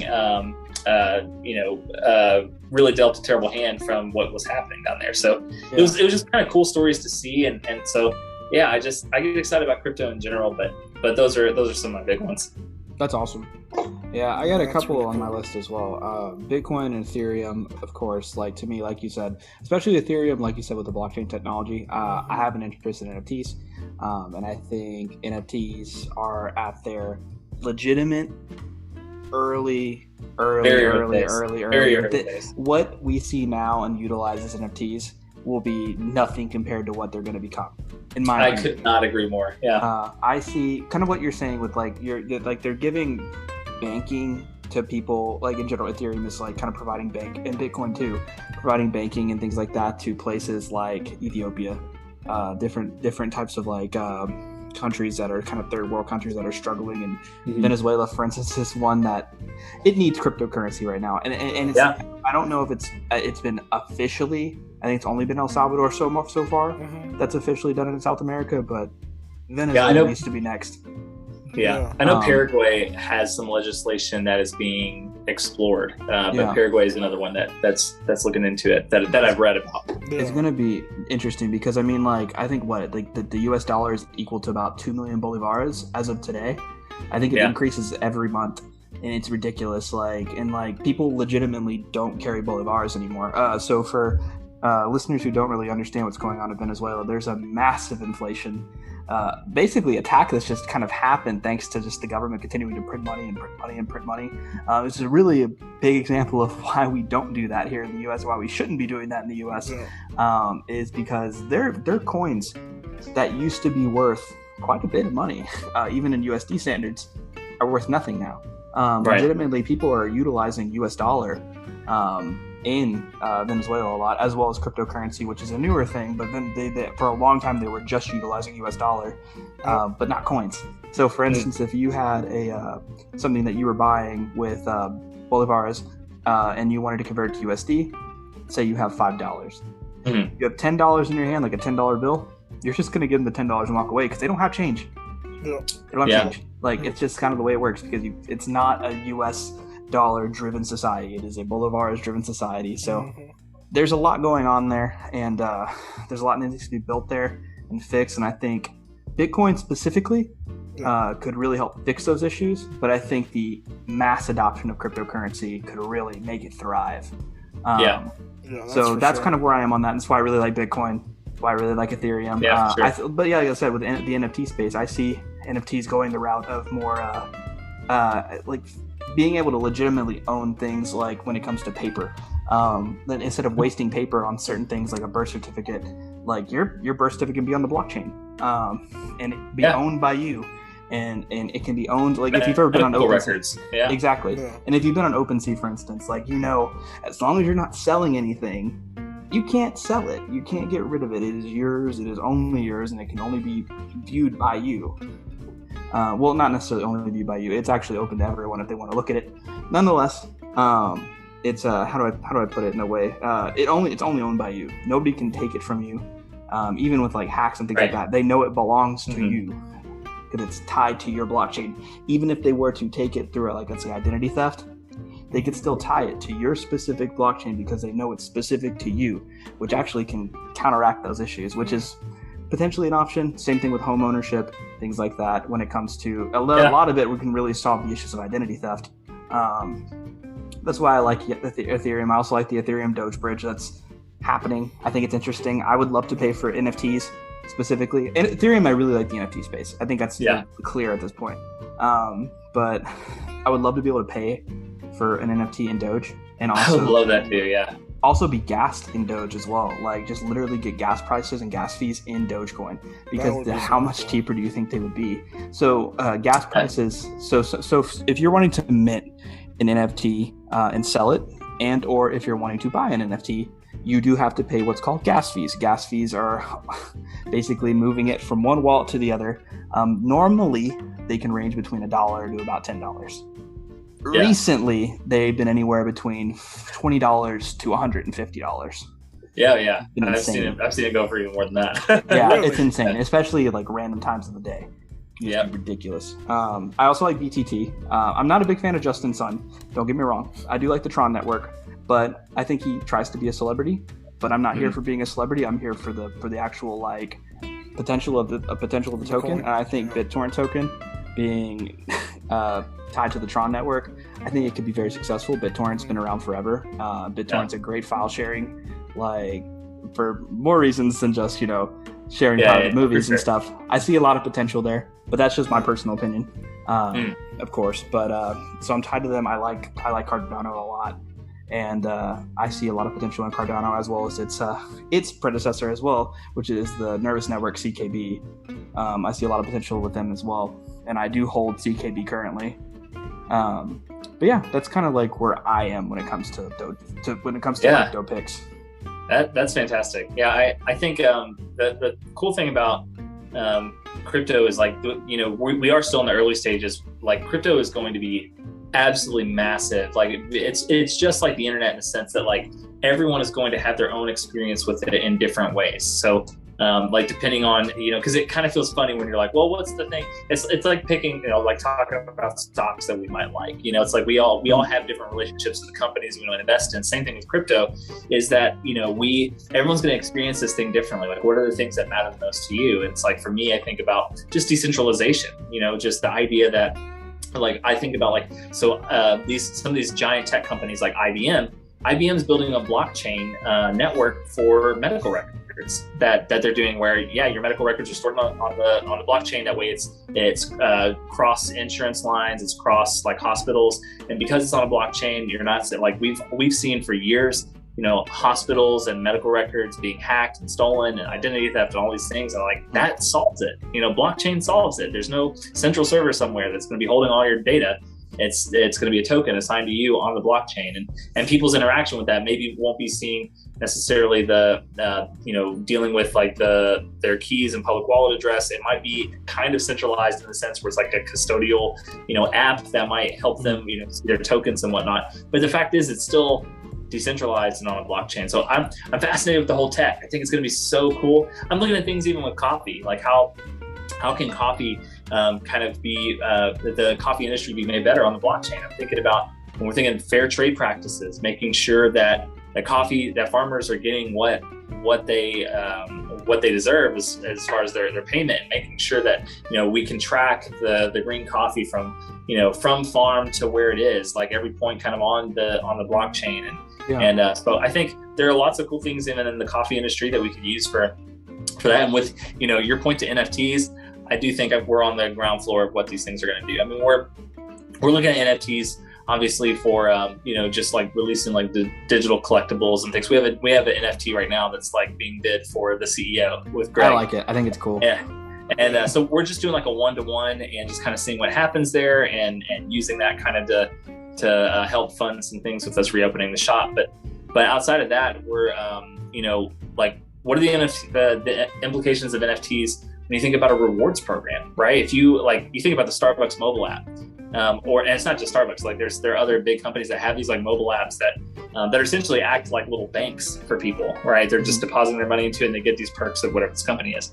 And I think about like, how can NFTs be used even for like a rewards program? Like that kind of stuff kind of fascinates me. And I'd love to think about the implications of that because I think NFTs are going to kind of replace lots of things, like when it comes to rewards programs, but and like it's going to help prevent piracy in a lot of ways. If I think about a lot of times companies will say you need this like certain key in order to access to the software. Well, maybe it's an NFT, and so it's like there's some things that are coming along, I think, with NFTs that we barely scratch the surface of what the implications is going to be. This is really a hot button, so just viewer discretion advised for people who are about to listen to it. But this could be the issue, and I hope this doesn't. I'm not like going forward when I'm saying this. This could be an issue with a lot of people in like the adult industry as well. like the adult film industry, a lot of them have to deal more so than even the film industry have to deal with piracy, consistent piracy being put on these random third-party sites, losing a lot of money and revenue. That could fix that with no problem. Like, and they would never have to even deal with that. Like, it's just, and that I don't mean to, I know that's a kind of a touchy topic for a lot of people, but I mean, for something that's also embraced, Dogecoin, it's a good example, yeah. Like that could fix that massive piracy issue that they've been trying to fix with a lot of their different sites by verifications and things like that for so long. Fix it by putting it on the blockchain. Yeah. Simple as that. It doesn't seem difficult at all at that point. Then it's all fair use, like, but not fair use necessarily, but how would I put it? It's all there, and it can't be pirated at that point. Like, and they can be easily sued. Right, and then when I think about like specifically the piracy element, I was like, that's the one that no one like. I mean, I'm personally, like, I feel like I'm above water, so I'm perfectly happy and candid to talk about it. But I think a lot of people are thinking like, you know, like, because in a lot of ways, like it's great for the for saying, hey, you can't use the software unless we have this key, and this key has been assigned to this blockchain because it's been assigned to this wallet because we see it on the blockchain, and you know what I mean. So it's like we can verify a purchase has been made, and so you know it's one of those things where like I feel like we've only scratched the surface of what NFTs can do, and that is a perfect example with the adult film industry, but also, you know, Hollywood in general. You know, lots of piracy happening, and especially with the move to like streaming platforms. I feel like Hollywood didn't expect the amount of piracy that would happen with streaming, and it happens every day. Like, there's so many accounts that you can utilize now that have kind of like legal blind spots where you can have a pirated movie on like a site and you can use it legally because of the way that the piracy laws work. Yeah. Well, and also, like, I mean, to kind of go down this rabbit hole for a second, I mean, you know, AMC just announced that they're going to be accepting Bitcoin as payments by the end of the year. And I'm thinking, you know, if AMC is going to be doing it, they're, you know, one of the largest movie theater chains in the country. You know, what are the implications of that for Hollywood? You know, like, because they're going to be getting, you know, they want to see those ticket revenues, you know, because that's their business model with these film releases. So Hollywood gets behind, you know, getting portions of the proceeds in crypto. I mean, really, like, people don't realize how big of a deal the AMC thing was today, or like the last couple of days when that was announced. It's massive because it's like, well, if Hollywood gets behind it, this thing it's too big to rein in at this point. I mean, we're going to see, you know, who knows where this thing is going to go. And so I'm just thinking about like that seems like the natural progression of things is as, you know, AMC accepting, Hollywood getting into crypto, and you're going to see it everywhere. Yeah, I think so too, and it's interesting too because you're also seeing an influx of stars, especially like with the start of Scarlett Johansson. She's actually suing Disney specifically because of the lack of revenue she received for Black Widow because it was a straight to platform. Because it went release. to streaming, yeah, it went straight to streaming release, and she lost a ton of revenue off of that. I don't think that, for one, I know this isn't crypto related, but movies need to come back to the theater. I'm ready for it. I think most people are ready for it. AMC to the moon, even though I'm not a holder right now at the moment. But regardless, you're right. It's huge because I think if Hollywood's willing to take a chance on an asset like this, especially Bitcoin, I think because people are wanting, you know, why not Doge? Why not other things too? Sometimes you got to start at point A to get to the rest of them. Yeah. If they see success in one, which I think Bitcoin's a great example of something that could provide a lot of success. Even a thing that did, let's say, like if let's say 50% hypothetically was built around cryptocurrency, like when it came to their revenue stream. I know that's really high for right now. You're more likely to see 10 to 15%, but let's say you see 50, and then Bitcoin hits the numbers from, you know, let's say where we're at now at 45K up to 100K. They literally quadruple their revenue? Yeah. It's insane. Absolutely. Like at that point, they not only exceed box office expectations, but they can now cash out if they want to. And who's, you know, who knows what AMC is going to do? Because I'm thinking, like, if AMC, you know, is converting what the, you know, at the point of sale, like what they need to send off to the, you know, say Bitcoin goes up and, you 8% a day. And so, but they took the ticket sales, and they're cashing, they're converting the cash and sending it to the studios and whatnot. But they're hanging on to some Bitcoin themselves. I mean, like it's a smart move on their part. And if I'm just doing some commentary on AMC for a second, like it is a really smart move, because like it really helps AMC and movie theater chains kind of, we talk about Disney in particular is Disney, there have been a lot of, without speaking to, giving my opinion on the matter, but like there have been a lot of clashes specifically between Disney and movie theater chains when we look at like the release of Star Wars in 2015 or just always having that specified release window and how they do the ticket revenues, how many screens are being shown their movies, and it really puts theaters in a really tough spot. And I think something like cryptocurrency and Bitcoin, it's going to help them out a lot. I'm really excited to see how this thing plays out with AMC,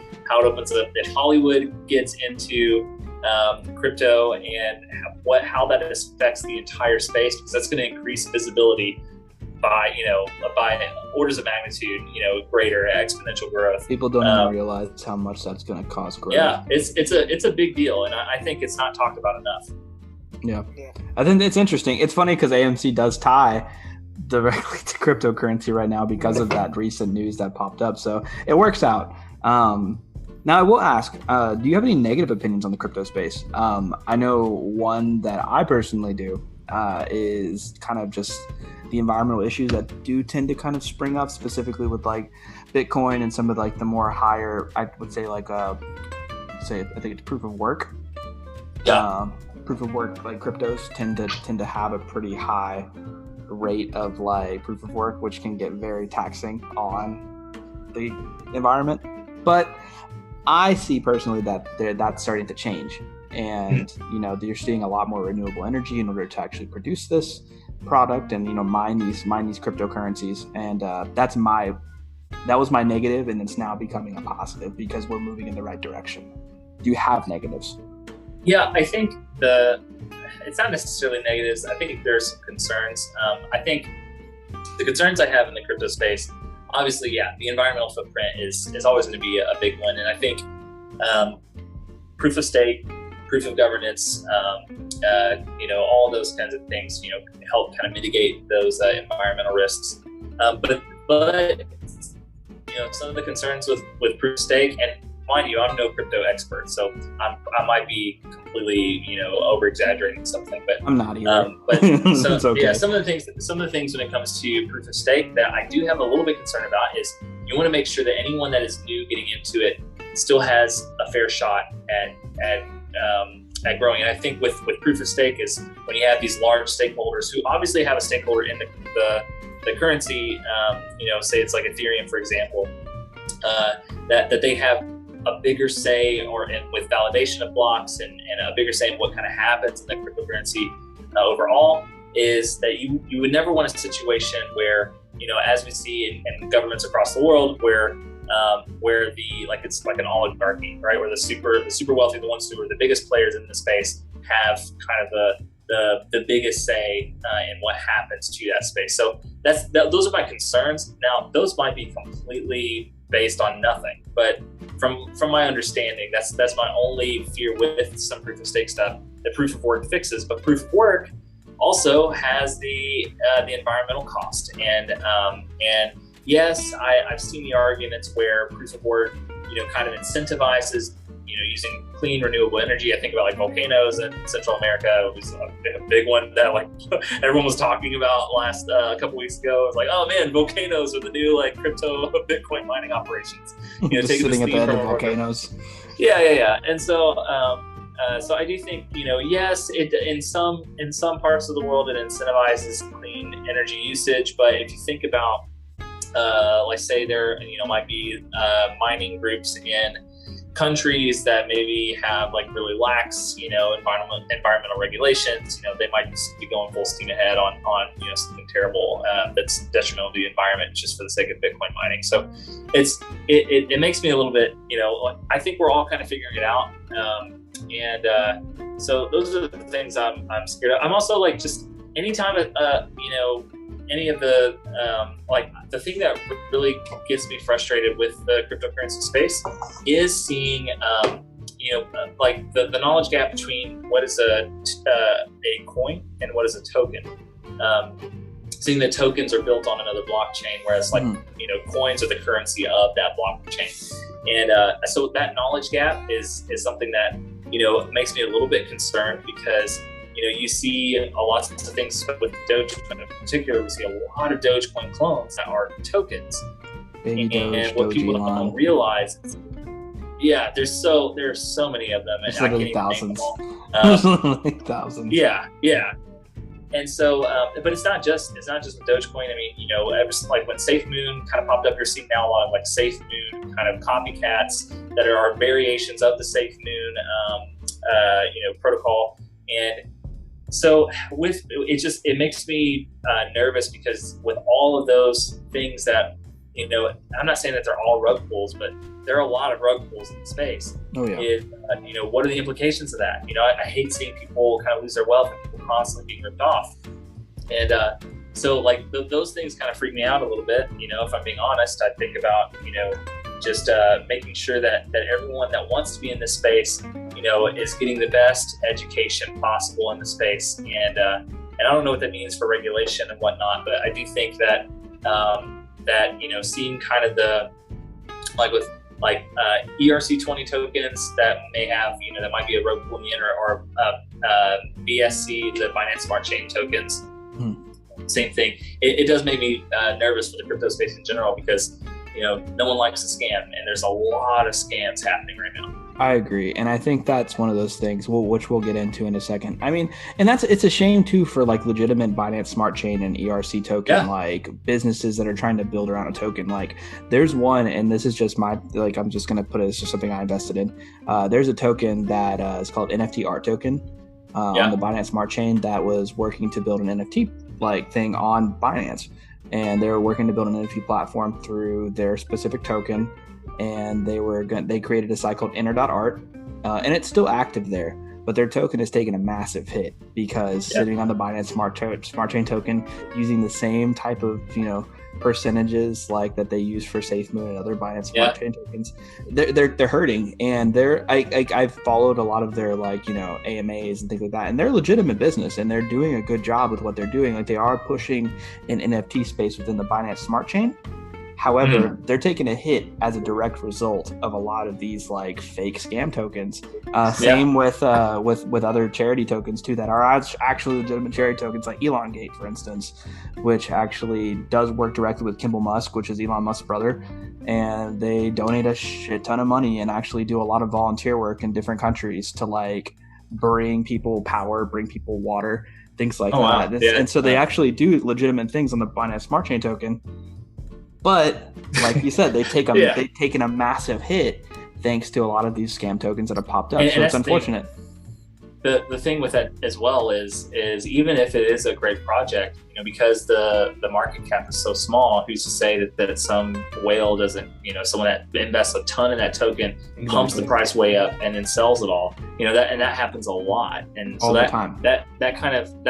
And I think that might be an underlying problem with some of the, just the tokenomics themselves, and just, making sure that there's got to be a way that we can maybe mitigate some of these things. Cause it's really, cause like, for instance, and I'll be forward with one of my, another holding of mine. Like, I like Audius, specifically like the audio token, because I'm a musician, and the music industry is one that is absolutely ripe for a change. It's got so much just fluff and all kinds of bureaucracy that you have to deal with, and when you're just trying to be artists creating music for people, and so the music industry is like ready for a change. And I think and maybe not necessarily Audius in particular, but allowing artists to get more of their streaming revenue is going to be super important. But the thing I'm nervous about with something like Audius is, again, small market cap. Yes, great project. Yes, sincere project. Small market cap could be easily manipulated, and so that's absolutely. It's things like that just make me a little bit concerned for the crypto space in general, because it's hard to, if you're trying to start a new project, like I would never, ever, you'll never see a like DogeBeans token, a coffee token or something, unless if we're doing something that's specifically NFT related, that we're not trying to do anything that might have some kind of manipulation. You'll never see a currency coming from us, because that's too, like that. There's too much. It's too easy to have something be manipulated. Yeah, for sure. With that being said, so we'll go into the next kind of topic with it, the infrastructure bill. So with crypto finally starting to really show its face, like people have known about Bitcoin for a long time, but this is the first time that they're really adding Ethereum and Dogecoin, even as well as Litecoin, into these conversations.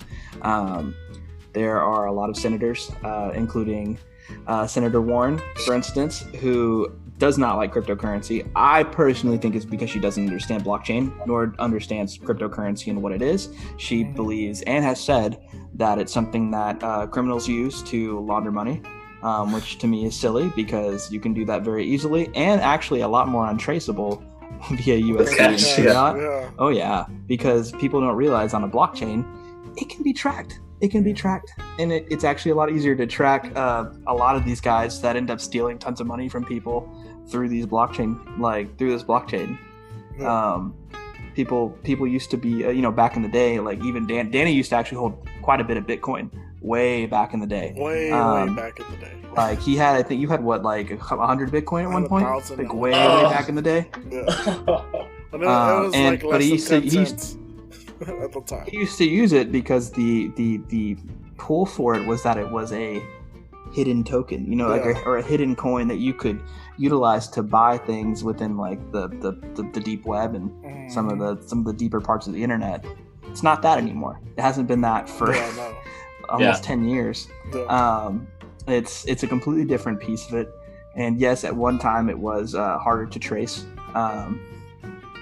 But people have gained a better understanding of blockchain. And surprisingly, there have been a lot of people on the Senate floor who I never thought I'd side with that have been for cryptocurrency actually having a chance. Like, I can't believe I'm saying this, but I'm really proud of Ted Cruz for stepping up and being like, look, and actually explaining it with education on it. Like, he knows what he's talking about when he talks about cryptocurrency. And that's nice to see, because we need more of that. Because if you were to go out there and ask people, do you have a wallet? Do you know how to buy cryptocurrency with that wallet that you have? Most of them will tell you no. Yeah. Especially the older generation that currently sit in our Senate floor. So I guess it's an update. I don't know if you know this, but it did get passed. The recent infrastructure bill was passed by the Senate as of today. And as we're talking, that's today, Tuesday, which is, what day is it? Because that is going to be August 10th. It was passed by the Senate. It does need to go to the House. It more than likely will be knocked down at the House. But there's a bipartisanship agreement. What are your thoughts on regulation in crypto? Do you think that it's necessary for governments to get involved? Do you think that there's a good happy median that we could reach of a little bit of centralization, a little bit of decentralization? Or do you think we need to remain as a whole decentralized in order to bring that world economy together? Yeah. So I'll just kind of say like up front that, any like, if anything I say that comes off like kind of political, just know that like any of that is like my personal views, doesn't necessarily represent the views of DogeBeans or the brand. So 100%. I'm speaking specifically as Andrew Lutes.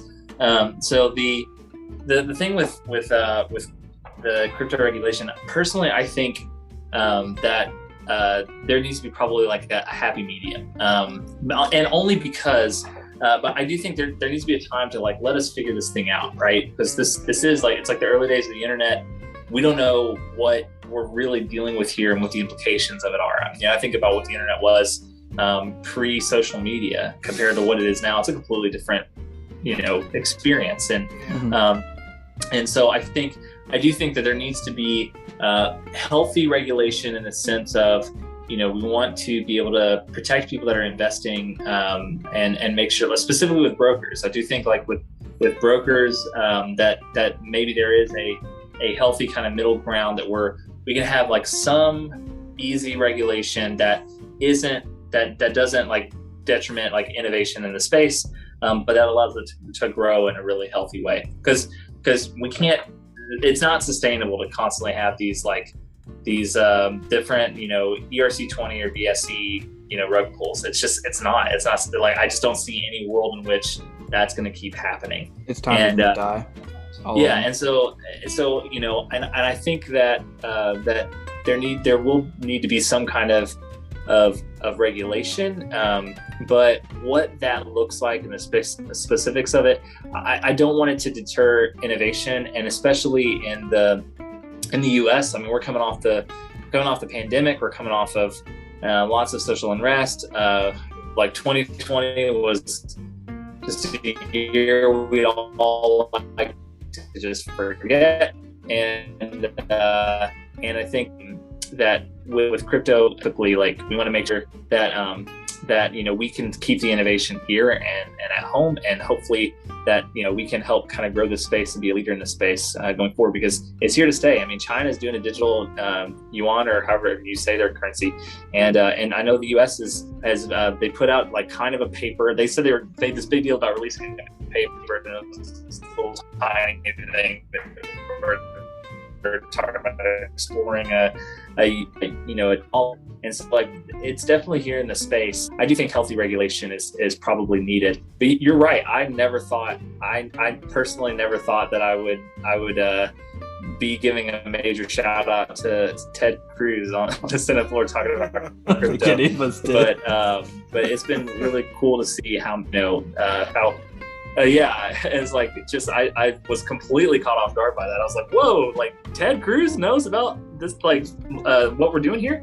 But no, it was really cool to see him do, and I hope some other people follow suit and saying, like, hey, we don't understand this thing. Let's have hearings. Let's talk about it. Let's bring in some people like Charles Hoskinson from Cardano. He is a great spokesperson for crypto and decentralization. Let him go in there. He'd be happy to show up for a hearing. I guarantee you he would. And so even I think Vitalik Buterin, like from Ethereum, would love to probably sit on one of those, even though he's not necessarily like US based, but right. Like let's get some of these people in there to talk about the space and to kind of explain it to people who may not otherwise understand it. But I agreed with Ted Cruz when he said, why regulate something we don't understand? I thought that was a really smart statement, both politically and just in general from him. But also, I think that it was with crypto. I think that while I do think some regulation is going to be needed to protect investors, I do think that we want to make sure we protect innovation in the space.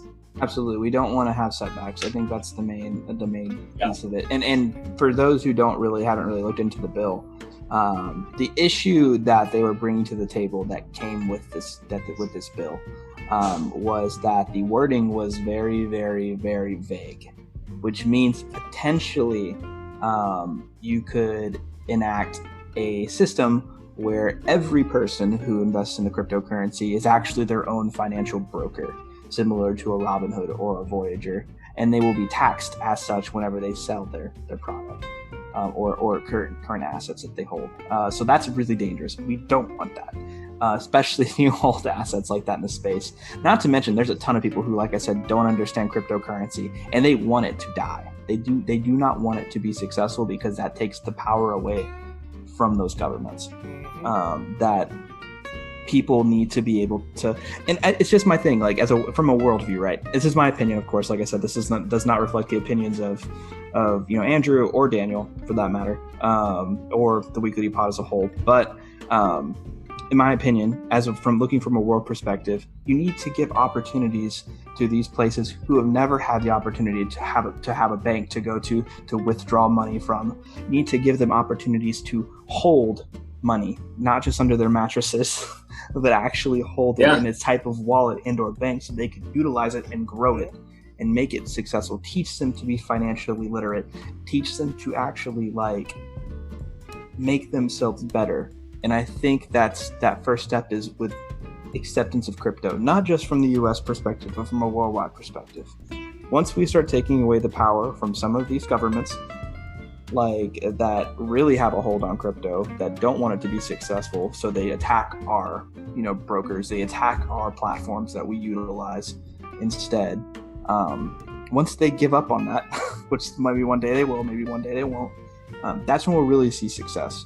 We'll really see mass adoption then, and I think countries like El Salvador, even with some of the issues that they've had in the past, I think they're on the right track to being very successful as a direct result of their choices. So that's all I'm going to say on that. Yeah, no, crypto is global, and I think that's what people need to realize. And like, I think when it comes to like regulation or like thoughts on like the infrastructure bill and all that, is like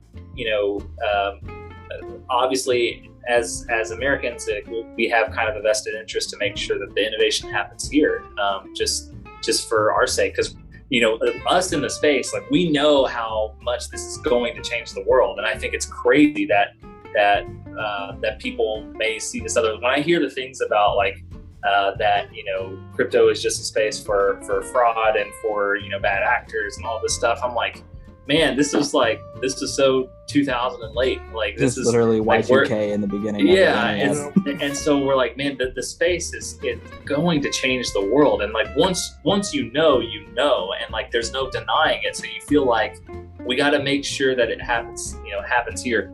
So while I do think, there needs to be some kind of regulation to protect some investors. I agree with that.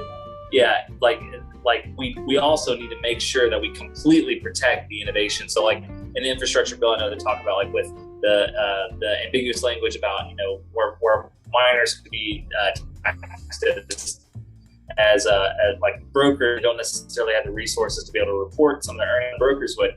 But, it's like we just got to know what we're talking about when we go to put in laws. And so, I'm for some regulation on the broker side. But as far as everything else, I'm okay with leaving it as the Wild West for now until we get this thing figured out. For sure.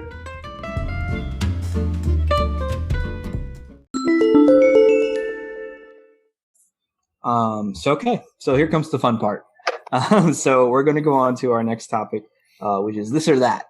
So this or that is just hot rapid fire questions, just so that way our listeners, as well as some listeners that may be coming thanks to you, can get to know you just a little bit better. And we can definitely, it doesn't have to be a 100% this or that. If you want to explain your point as to why you stick with that specific thing, 100% okay. Okay. Or if you're in the middle and you kind of don't really care one way or the other, that's okay too. So me and Daniel are going to go one after the other. So I'll go first, Daniel will go after me. And then we can go from there. Okay. So the first one, Marvel or DC? Marvel. 100%? Okay. Marvel 100%. Cool. PlayStation or Xbox? PlayStation. Okay. Coke or Pepsi? You're technically, even though you're a Southern guy, you're technically a Midwest guy. I don't care what anybody says. Coke or Pepsi? It's still gonna be Pepsi. Okay, it's Pepsi. Nice. Yeah, I know like Southerners be like, everything is a Coke, but 100%. But I think like growing up, I was way more into Pepsi products. Yeah. Okay. Yeah. I've grown a love for Pepsi since moving back here to Louisville. Hold on. I was talking about the companies. I was thinking about other Pepsi products. If I'm talking about Coca-Cola versus Pepsi-Cola, Coca-Cola all the way. Like not even remotely close. But like Pepsi products, like they got like Dr. Pepper, Mountain Dew, Mountain like Dew, yeah. I don't know. It's really hard to beat a Baja Blast. Yeah. Yeah, exactly. It's really hard to beat a Baja Blast. Like I'm thinking about all the Pepsi products. Okay. So overall, Pepsi wins. Okay. But Coca-Cola versus Pepsi would be 100% Coca-Cola. Oh, absolutely. Like Okay. not even. I don't even think about Pepsi. I don't even consider it a real beverage. If you ever get a chance, that's fair.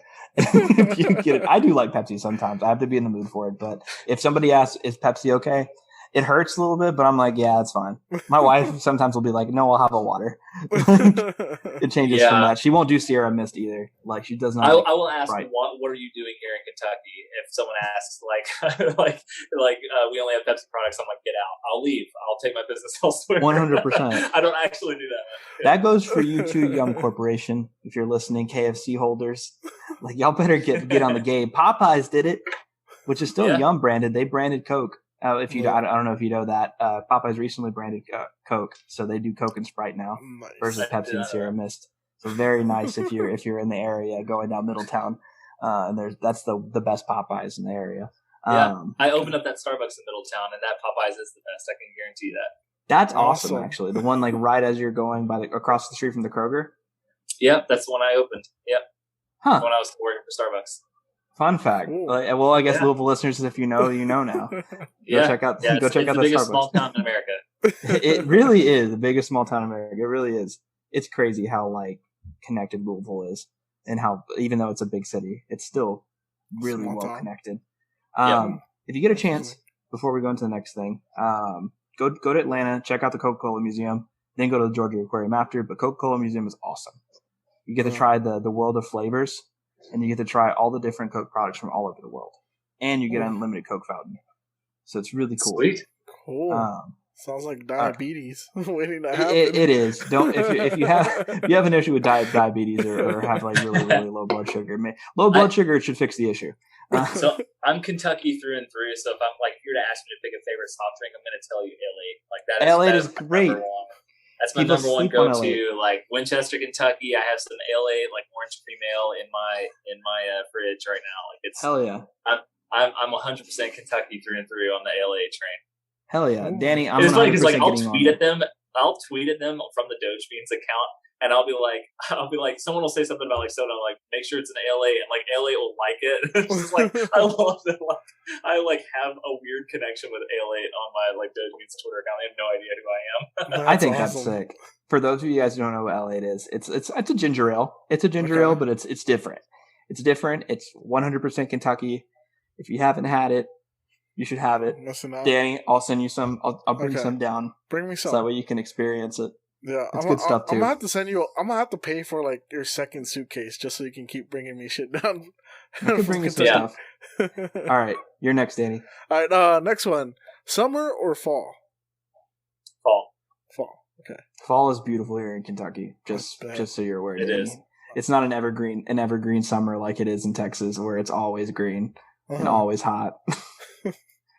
Yeah, it's great here, so I love fall. Cardinals or Wildcats?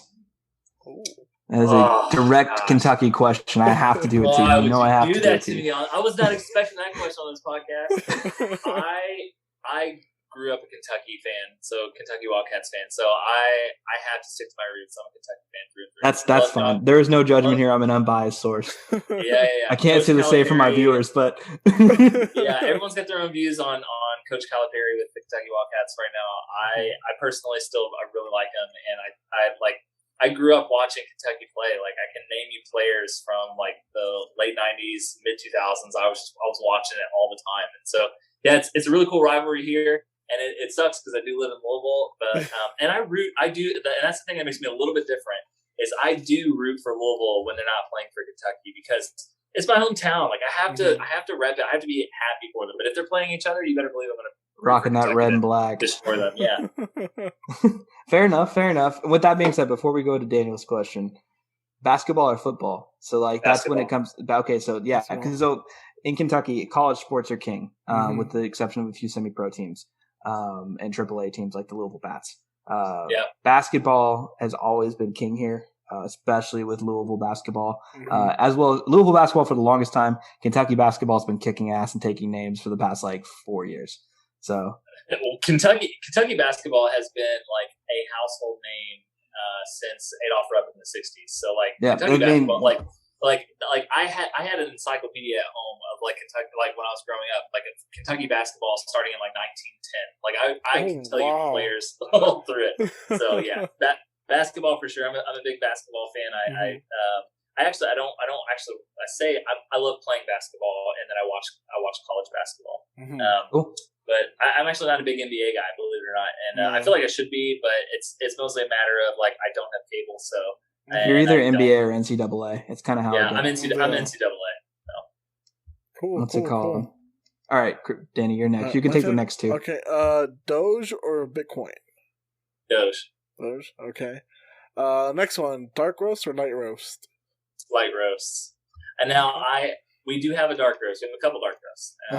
Like the Moon Fuel Espresso is more of a medium dark, and we have a Sumatra now that is a dark roast. It's kind of an homage to like the second wave coffee roasters out of like Seattle. It's like Starbucks is an example. Like Sumatra is kind of known for being very like earthy and chocolatey, and we have a really great Sumatra that's a naturally processed that we actually roast a little bit darker, kind of for people that want that. So, but I'm a big light roast drinker myself. Gotcha. Nice. Okay. You can answer the last one too, Danny. This one's one of yours too. Last one for this or that. Hot or iced?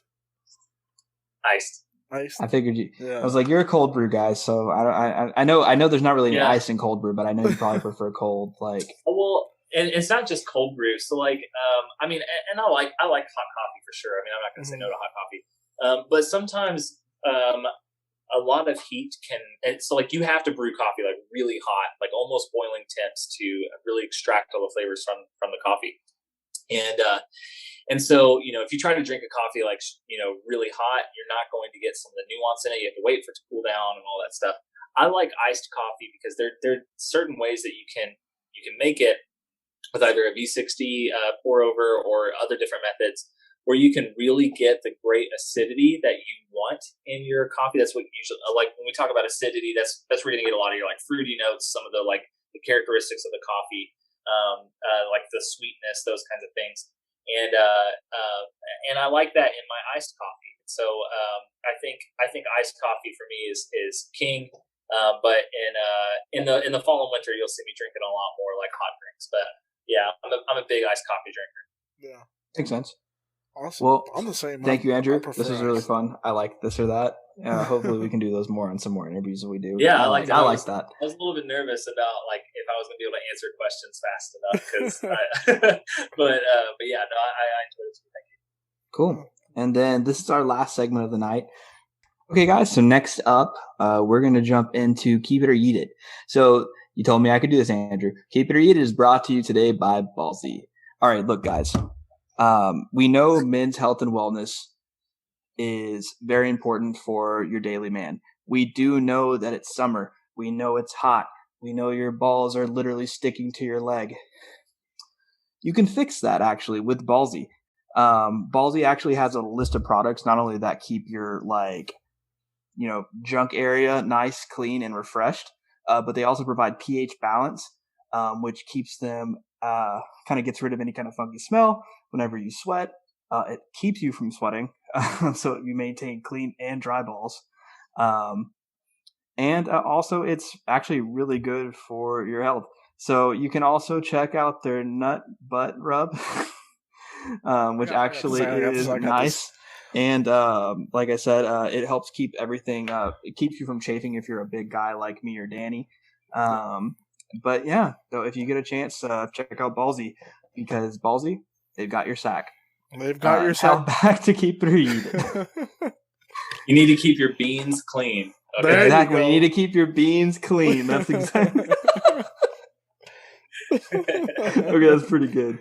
That was the perfect time to do a coffee pun, and I did not do it. Exactly.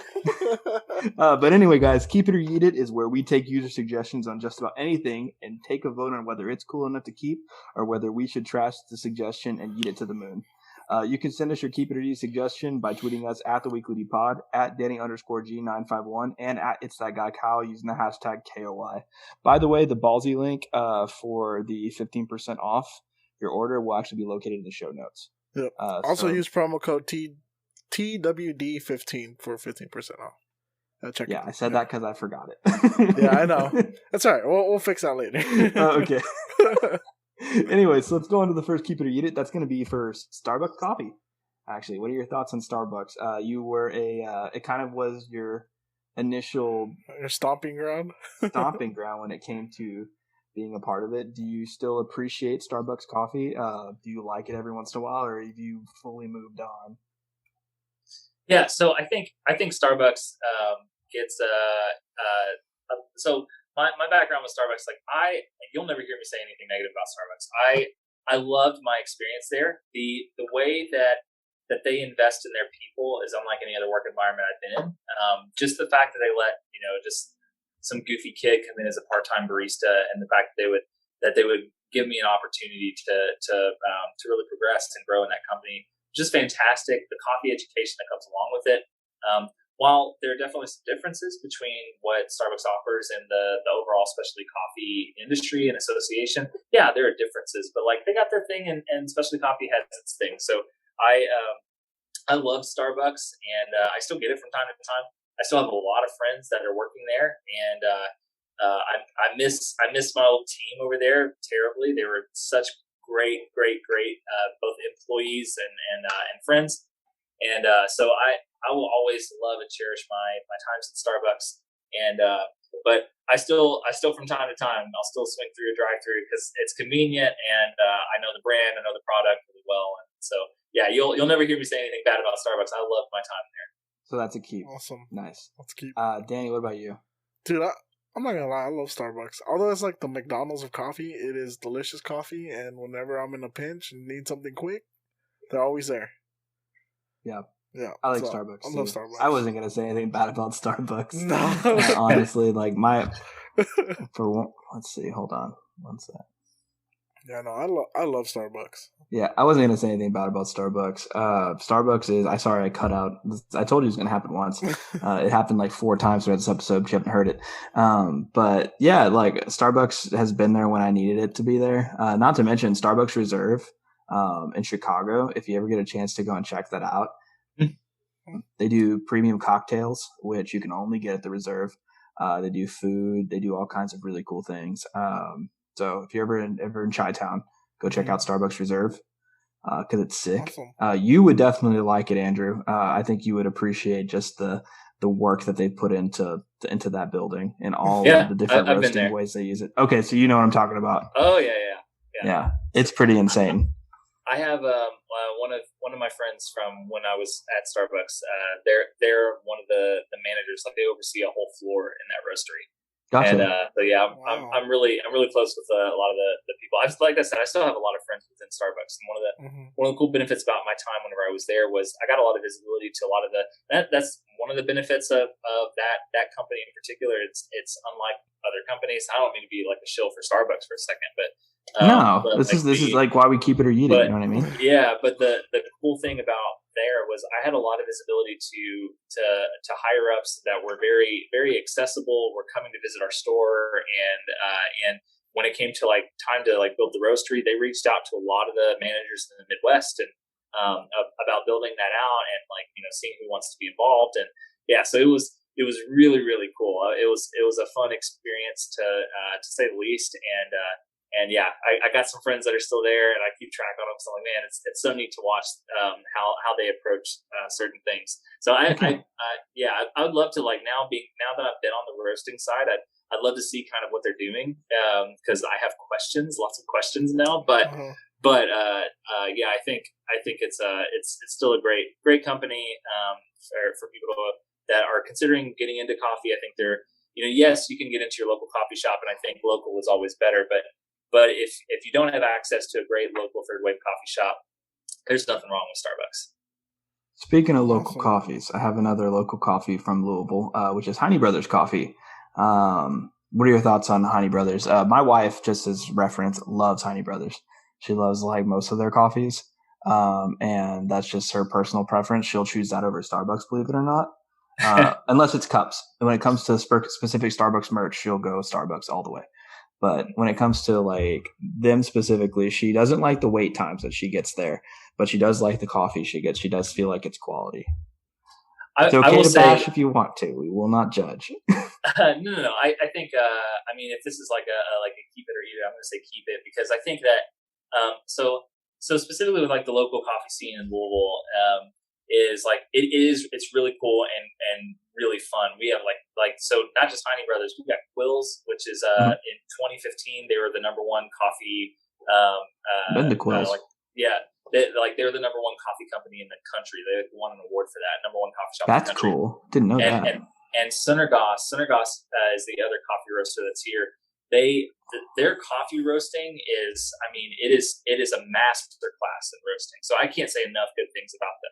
And specifically with Honey Brothers, I mean, Honey Brothers is the only local that they're really pushing for the drive-through in the same vein as something like Starbucks, but they're also, all of their coffees are certified fair trade.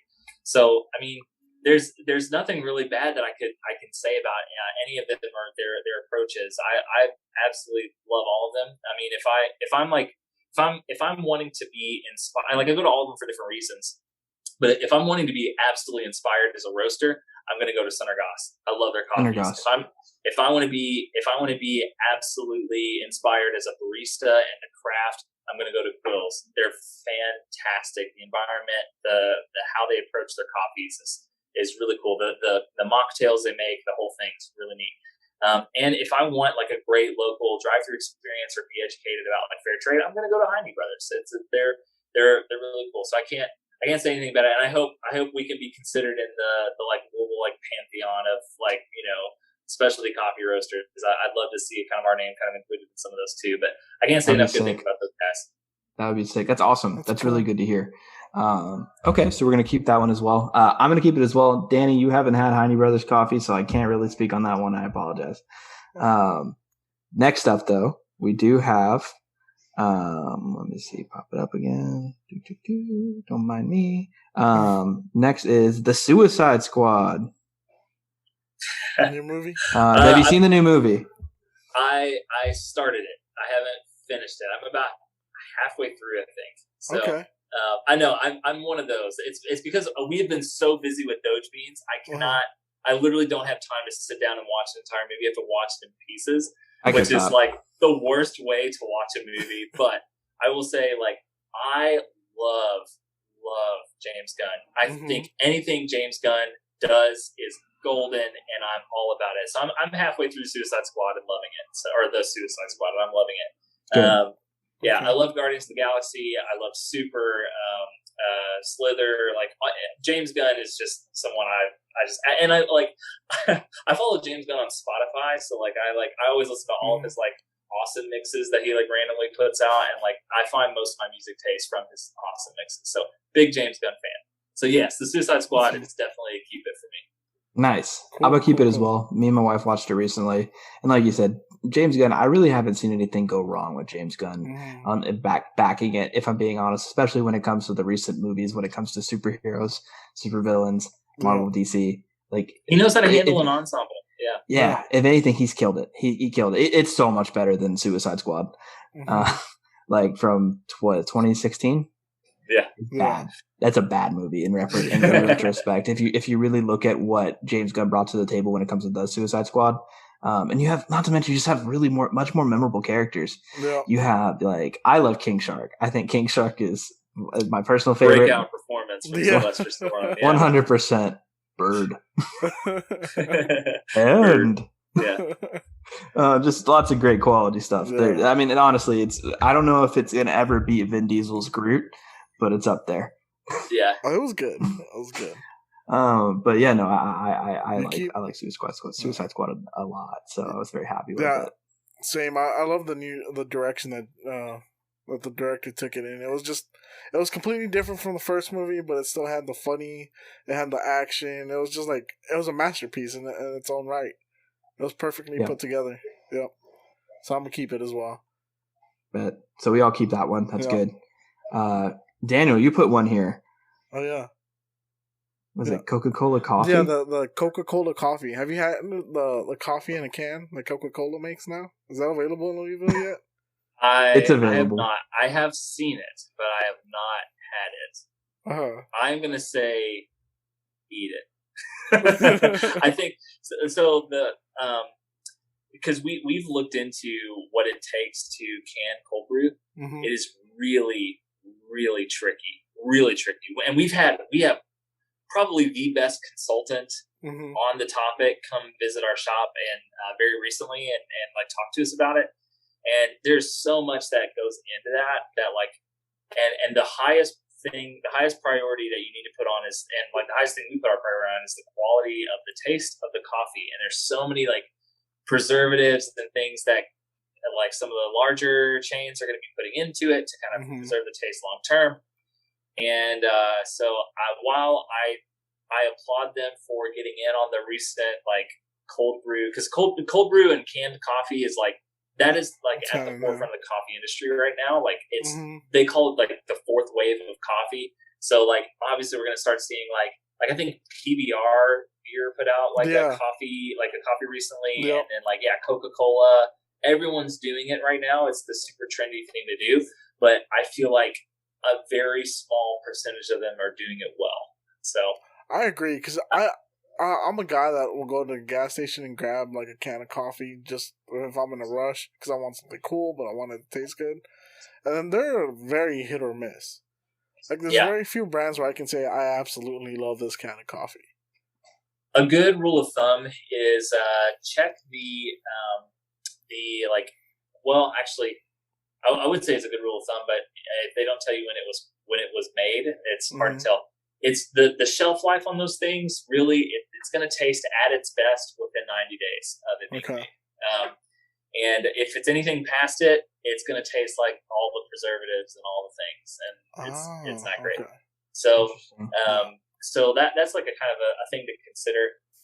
So some great canned cold brew that you can get. It's by a company out of California called Blue Bottle. You can find a lot of their canned cold brews at like Whole Foods and stuff. They're a great company that does like specialty coffee in a can. They do a really good job. La Colombe, which I love La Colombe. Yeah, La Colombe. You'll see them. You'll see them in like some different stores and stuff. They do a good job because they have the nitrogen preserver like down at the bottom of the can, which kind of keeps the cold brew fresh and helps it have a longer shelf life. So there's lots of I can that's go my really favorite down one. that rabbit hole. Yeah. But yeah, canning cold brew is really, really tricky, and few businesses are doing it well. Yeah. Okay. The only canned coffee I've ever had that I've liked, and y'all are gonna hate me for it, both of y'all, is Monster's Java Monster. And that's canned coffee. Like I've only had it one, this is like I'll go to like Starbucks or like a local shop and get a coffee. But if I'm really in a pinch, like especially in college, it was a Java Bean Monster. And honestly, they were delicious for what they were. They weren't great coffee necessarily, but it was sweet and like it got the job done. Yeah. So that's but for that reason, anything Coca-Cola makes outside of like when it comes to Coke directly, anything they make outside of Coca-Cola, excluding it's really hard for me to like it. I'm not even that much of a Sprite fan, if I'm being honest with you. I like Coke, like Coca-Cola. That is my go-to. Here's the thing with the coffee, because I've had it. I had to go try it, right? Because I saw it. I was like, I don't do flavor stuff. I drink canned iced coffee all the time. I was like, well, it won't hurt to try this one. And I gotta say, it was really interesting because it tastes like Coke with a little bit of coffee in it. Oh, so this is not like just a coffee product. This is I have seen this where it's Coca-Cola mixed with I kind of hate with that. coffee. It's a really weird taste. Eat it even more. Like get that out of here. Yeah. Is it carbonated? Like does it have like a carbonation to it, like bubbles? It literally tastes like if they got a can of Coke and they put maybe a quarter of that can full of coffee. I kind of hate that a lot, actually. Every once in a while, creaminess can work with a Coke, with like a Coke float or something like that. Yeah, but it has to be fresh out of a can with a little bit of like Bluebell, like vanilla ice cream, or else that don't work. This is Coke with coffee. It's very interesting. Nah, I didn't like it, so I'm gonna eat it as well because I didn't like it, but it was interesting. No. It was extremely interesting to try. That sounds gross. I'm not gonna lie to you. That sounds disgusting. It sounds disgusting, and like I said, it was like. It wasn't bad, but it wasn't something I would be like, oh, I'm going to go drink this, every day. Yeah. Even the Monster, coffee was coffee. Like, it tasted like coffee. It even if it was not great coffee, it was coffee. Not whatever that is. I don't know what that is. It's a monstrosity. That's what it is. All right, Danny, you had one more. All right. Last Keep It or Eat It, McDonald's celebrity meals. They recently did a collaboration with a rapper named Sweetie. So today was, I think, the official launch of it, and her meal consists of a Big Mac, 4-piece chicken nuggets, a medium Sprite, some tangy barbecue, and some sweet and sour sauce. So I feel like if I say eat it, I'm actually saying I want to go eat that. No, but I think with I'm going to say keep it because I mean, there's no shame in getting influential people to to talk about your product. That's pretty much DogeBeans' entire business model. So that that I appreciate the hustle. I don't I don't have anything against it. Something that McDonald's did here locally, I want to say like 4 or 5 years ago, is they had this like a bourbon barbecue burger, and I was like all about it because it was like Kentucky bourbon, whatever. That was then they were marketing it only in Kentucky, and I was all about it. It was absolutely terrible, but I appreciated the fact that they tried. It was one of the worst burgers I've ever had in my life, but I appreciate that they tried. It was good. That's hilarious. A for effort. Yeah. I didn't know they did that. That's actually interesting because the one thing that I feel like McDonald's has been lacking in when it comes to Kentucky, and I think maybe it's in like a southeast coast type of thing, like the east area, they don't have hot and spices. There's no hot and spicy McChicken. Now they have a spicy chicken sandwich, which is nowhere near as good as just a simple $1 hot and spicy McChicken. Never had they one. used to have it. Yeah. I miss them, and it's so hard to get here. You have to go literally a Texas thing too. Yeah, it's just a very sad sight. But no, I agree with you. I think it's smart marketing. I think it's really, really, really smart. Not to mention, who knows how much they pay these people to do this, but I'm sure a couple of them probably get discounts. So like, you mean I can have my own meal? Like legitimately have my own meal. Like I'm waiting. Honestly, I feel like what's coming up next is a Little Nas X meal. I think once stuff comes down, I think a Little Nas X meal is realistic. I think he's too controversial for them to take. For now, but they literally did. Go ahead. Sorry. Oh, I'm sorry. They had a Travis Scott meal. I don't see why couldn't have a. He wasn't as controversial though. That's true. Like they could involve Nike and call it like Satan's Burger or something. Or Halloween release, dude. Halloween release would be sick. It's gonna be like when Burger King used to do the black burger, the all black burger. Oh, Burger King? Yeah, remember? Oh that? yeah, I remember. Those were the Simpsons ones, right? Where it was all Simpsons theme where you get bread, that like the bread was black, everything was like the icy, even the icy was black, yeah. And it turned your tongue black, right? Yeah. I don't know. I like sometimes I like little trends if they do them right. Like I think Burger King's mac and Cheetos, when they were done hot and fresh, were delicious, and those were really smart marketing time with Cheetos. But Doritos Locos Tacos at Taco Bell, those were the best. That was like a culture shift right there. It was like we all had a revelation all at the same time that like this was the most genius idea. It's the one thing that stuck like that well. Like when it comes to like a gimmick, right? No other place, as far as I can tell, has done a gimmick better than the Doritos Locos Taco. Yeah. At Taco Bell, realistically. Like that was one of the smartest moves they ever made, was making one of those. And they have a pretty much, if I'm not mistaken, a forever bond with Doritos from I hope so, because they're amazing and I'm gonna keep getting them. Yeah. Question. Okay, so we'll start with Andrew and then we'll go down. If you could make your own McDonald's meal, and you can add in specialty things, what would you make? Oh my God. This is such a tough question.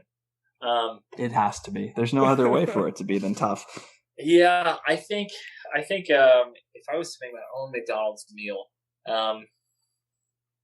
I think so. I'm a massive barbecue fan. I absolutely love barbecue. I mean, you guys are from Texas. I love like Texas style barbecue. I used to live in Kansas City, it is very similar to Texas in the sense that like brisket is king. Yeah.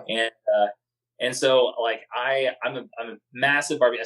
I smoke my own briskets here at home. Like I'm a huge barbecue guy. So I'm thinking if there is a way to get a Texas style like smoked brisket sandwich at something like with the convenience of McDonald's, but it has to be good. It can't be bad. It has to be excellent. It needs to be like a deluxe. I'm spending like $11 on the sandwich kind of like thing. But I want a really nice sliced brisket sandwich. It's got a little bit of the brisket flat, a little bit of the point, like that. It's perfect, like in all of its ways. So if I could make my own McDonald's anything, it would be like the best darn brisket sandwich that fast food could get. That sounds delicious. And honestly, like there doesn't go any. This is just my opinion, but wouldn't that go really good instead of fries? Homemade chips. Like if they went that route and just fried some homemade chips. Yeah, like let's just go there. Let's like they could do that or like a smoked mac and cheese with it. Or like Like let's just go there. Let's go Change all in the on game, it. McDonald's. You better be listening. Yeah, man. We're Like gonna have a get gourmet some McDonald's. industrial smokers, McDonald's. Get some pits in those fast food restaurants. There you go. Just take I'm out the fucking playground here and for put a pit there. So what would your drink of choice be for that to go with that meal? To go, oh geez. So if I'm thinking brisket, smoked mac and cheese, I'm thinking a really great ale 8. There we go. There you go. So that's exactly what I'm going to throw in there. I'm going to throw in that ale 8. So, Okay. Awesome. Hell yeah. That sounds Danny, really what about good. you? Me? Oh man. Ooh, McDonald's meal. If I had my own meal. And like, so you can adjust in any way you want to. Like, if it was something you could that's not on the menu necessarily, you can also add that to the menu. Ooh, okay. Sounds kind of hard. Like just being able to adjust it however you want. Because I mean, Andrew over here wants a delicious brisket burger, and now I gotta feel like I feel like I gotta top that. You're not gonna top a brisket. I'm sorry. No, you're not. Oh. It's impossible. Shit. Why does this get so much harder? You know what? I'm gonna go with brisket burger does sound delicious though. Actually, I would go with the brisket burger, but where the brisket is grounded into an actual Inside the patty. So super fatty, yeah. Yeah, and then smoked and add some tangy barbecue sauce. Maybe some chicken nuggets on the side. And a large Dr. Pepper. I don't know, I think I would go but add some jalapenos to it, some pickles. Yeah, make it a little spicy. Yeah, that's what I would go with. Like an actual grounded brisket burger. What about sides? You going regular fries, or are you going to attach something a little different to that? Regular fries won't go well with it. Maybe some kettle cooked chips. Okay. Yeah. Some jalapeno chips with a large Dr. Pepper. Yeah, I think that's what I would go with. That sounds delicious. He really threw a curveball at me when he said brisket burger sandwich. I think, I mean, realistically, a barbecue burger is just a standard. Yeah. I think it's something that that any fast food restaurant, if they're not trying it, at least they need to be trying it. Like, I'm actually gonna go with a barbecue sandwich as well, like a barbecue burger. The difference is, what I'm gonna be utilizing instead is we're gonna have not a standard patty. I'll say a double. It's gonna have pulled pork on it, with a nice sweet sauce, with cheese and bacon, probably a little pickle to like kind of attack add a little acidity to it, with toasted buttered buns, just like that. And then I'm gonna attach that with more than likely, I think homemade chips would be like the way to go for me, with a nice ranch sauce, like a Chipotle ranch to like dip your chips in. Okay. And then my drink of choice is a large Big Red. Big Red. I think barbecue and Big Red. I think barbecue and Big Red go like hand in hand. And Big Red's not huge here unless you go to a White Castle. In exactly. In Kentucky. Exactly. So I think a Big Red would be awesome. You've been Louisville long enough that you know that like White Castle Big Red is a thing. Oh, White Castle Big Red. They literally have their own fountains of Big Red. Do they really? Yep. It's beautiful. It's beautiful. It's like a family tradition to like go to White Castle and get a Big Red. Big Red is such a good staple with really good smoked meats.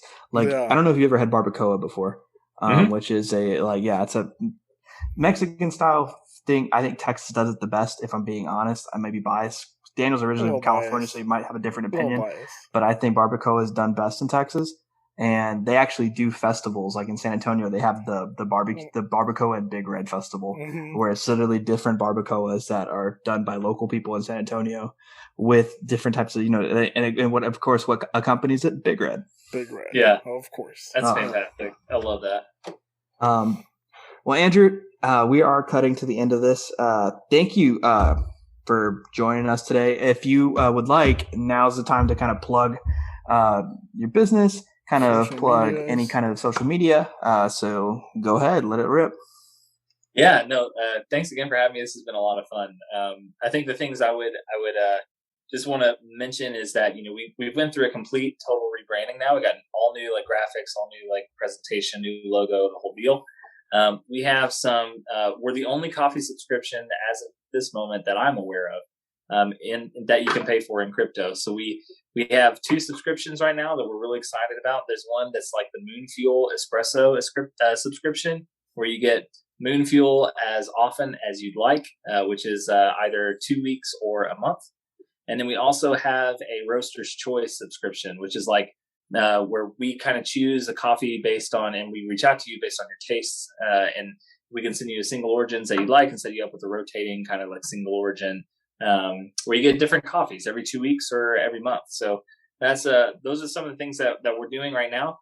We're really excited for the future, but those are the things that I would love to see. Is like we're really passionate about our coffee just as much as we are about blockchain tech and Dogecoin and cryptocurrencies. We love coffee. So yeah, I just want to kind of like make that clear that we have subscriptions that are great, and we're looking to expand that line even more as we grow. But you can check all of our stuff out at DogeBeans.com. There you'll find the single origins, the blends, the subscriptions, and we also have an NFT that we have we're auctioning off. But yeah, you can find all the information on all of that at DogeBeans.com. And you can reach out to us there as a contact page if you have any questions about cryptocurrency or about coffee or all of the above. You can reach out to us there. Sweet. Thank you so much, Andrew. Yeah, thank you. And for everyone wondering, again, it's Andrew Lutes, correct? Lutes. Andrew Lutes. All right. You can reach out to Andrew Lutes again, like you said, at DogeBeans Coffee, which is located on their Instagram and Twitter. And you can also go to DogeBeans.com to take a look at their online ordering. Anyways, thank you guys for listening. If you like what you heard, please give us a 5-star rating and leave us a review on Apple iTunes. Give us a thumbs up on Spotify and a like at any other streaming service you listen to us. Also, please tell your friends about us. Word of mouth is the best way to grow. Once again, thank you guys for listening. Thank you to our sponsor, Ballsy, as well as our sponsor, Anchor. And we'll see you next time. Dear Elon, if you're listening, I wrote you this song, 'cause I love green energy. And it's definitely not 'cause I want a Tesla, but it would rock if I had a Tesla. Ground control to Major Elon. I won't lie, I bought a lot of Dogecoin, which is irresponsible 'cause I can't pay my rent. Then Robin Hood played me like a toy, so I'm hoping that maybe you'd wanna be my friend. Will you take me to the moon? We can hold with diamond hands. I'll be here waiting for you. We can huddle till we land. Man, I know you bought a rocket. Is there room for one more on it? 3, 2, 1, we're never selling, me and you. Will you take me to the moon? Will you take me to the moon? Man, I know you bought a rocket. Is there room for one more on it? 3, 2, 1, we're never selling, me and you. Will you take me to dear Elon? I believe the hype, short and long, just me, you, and Grimes. We can eat our tendies, lunch and dinner when we buy the dip on the Big Dipper. Ground control to Major Elon. I won't lie, I bought a lot of Dogecoin. Excuse me, ma'am. If you're not gonna make a purchase, can you please leave? I wrote a song for Elon Musk. I know, but we have other people that need to. I swear it's a nice song. It's like about Tesla. Yeah, I understand, but we have a lot of people. Okay, can I have 5 more minutes? 5 more minutes. I can give you like 2 more minutes. Okay, I'm so sorry. It's okay. I'm so It's sorry. okay. I'm so sorry. Thank you. Sorry. We're gonna Dogecoin to the moon, making this crypto mean $1 soon. I'm hoping it's safe, we can assume. Don't actually assume this. We're taking Dogecoin to the moon. You might have studied the economy for 7 years in college, but no one guessed that Bitcoin would be $30,000. Basically anything can happen at this point. 2, 3. We're gonna take Dogecoin to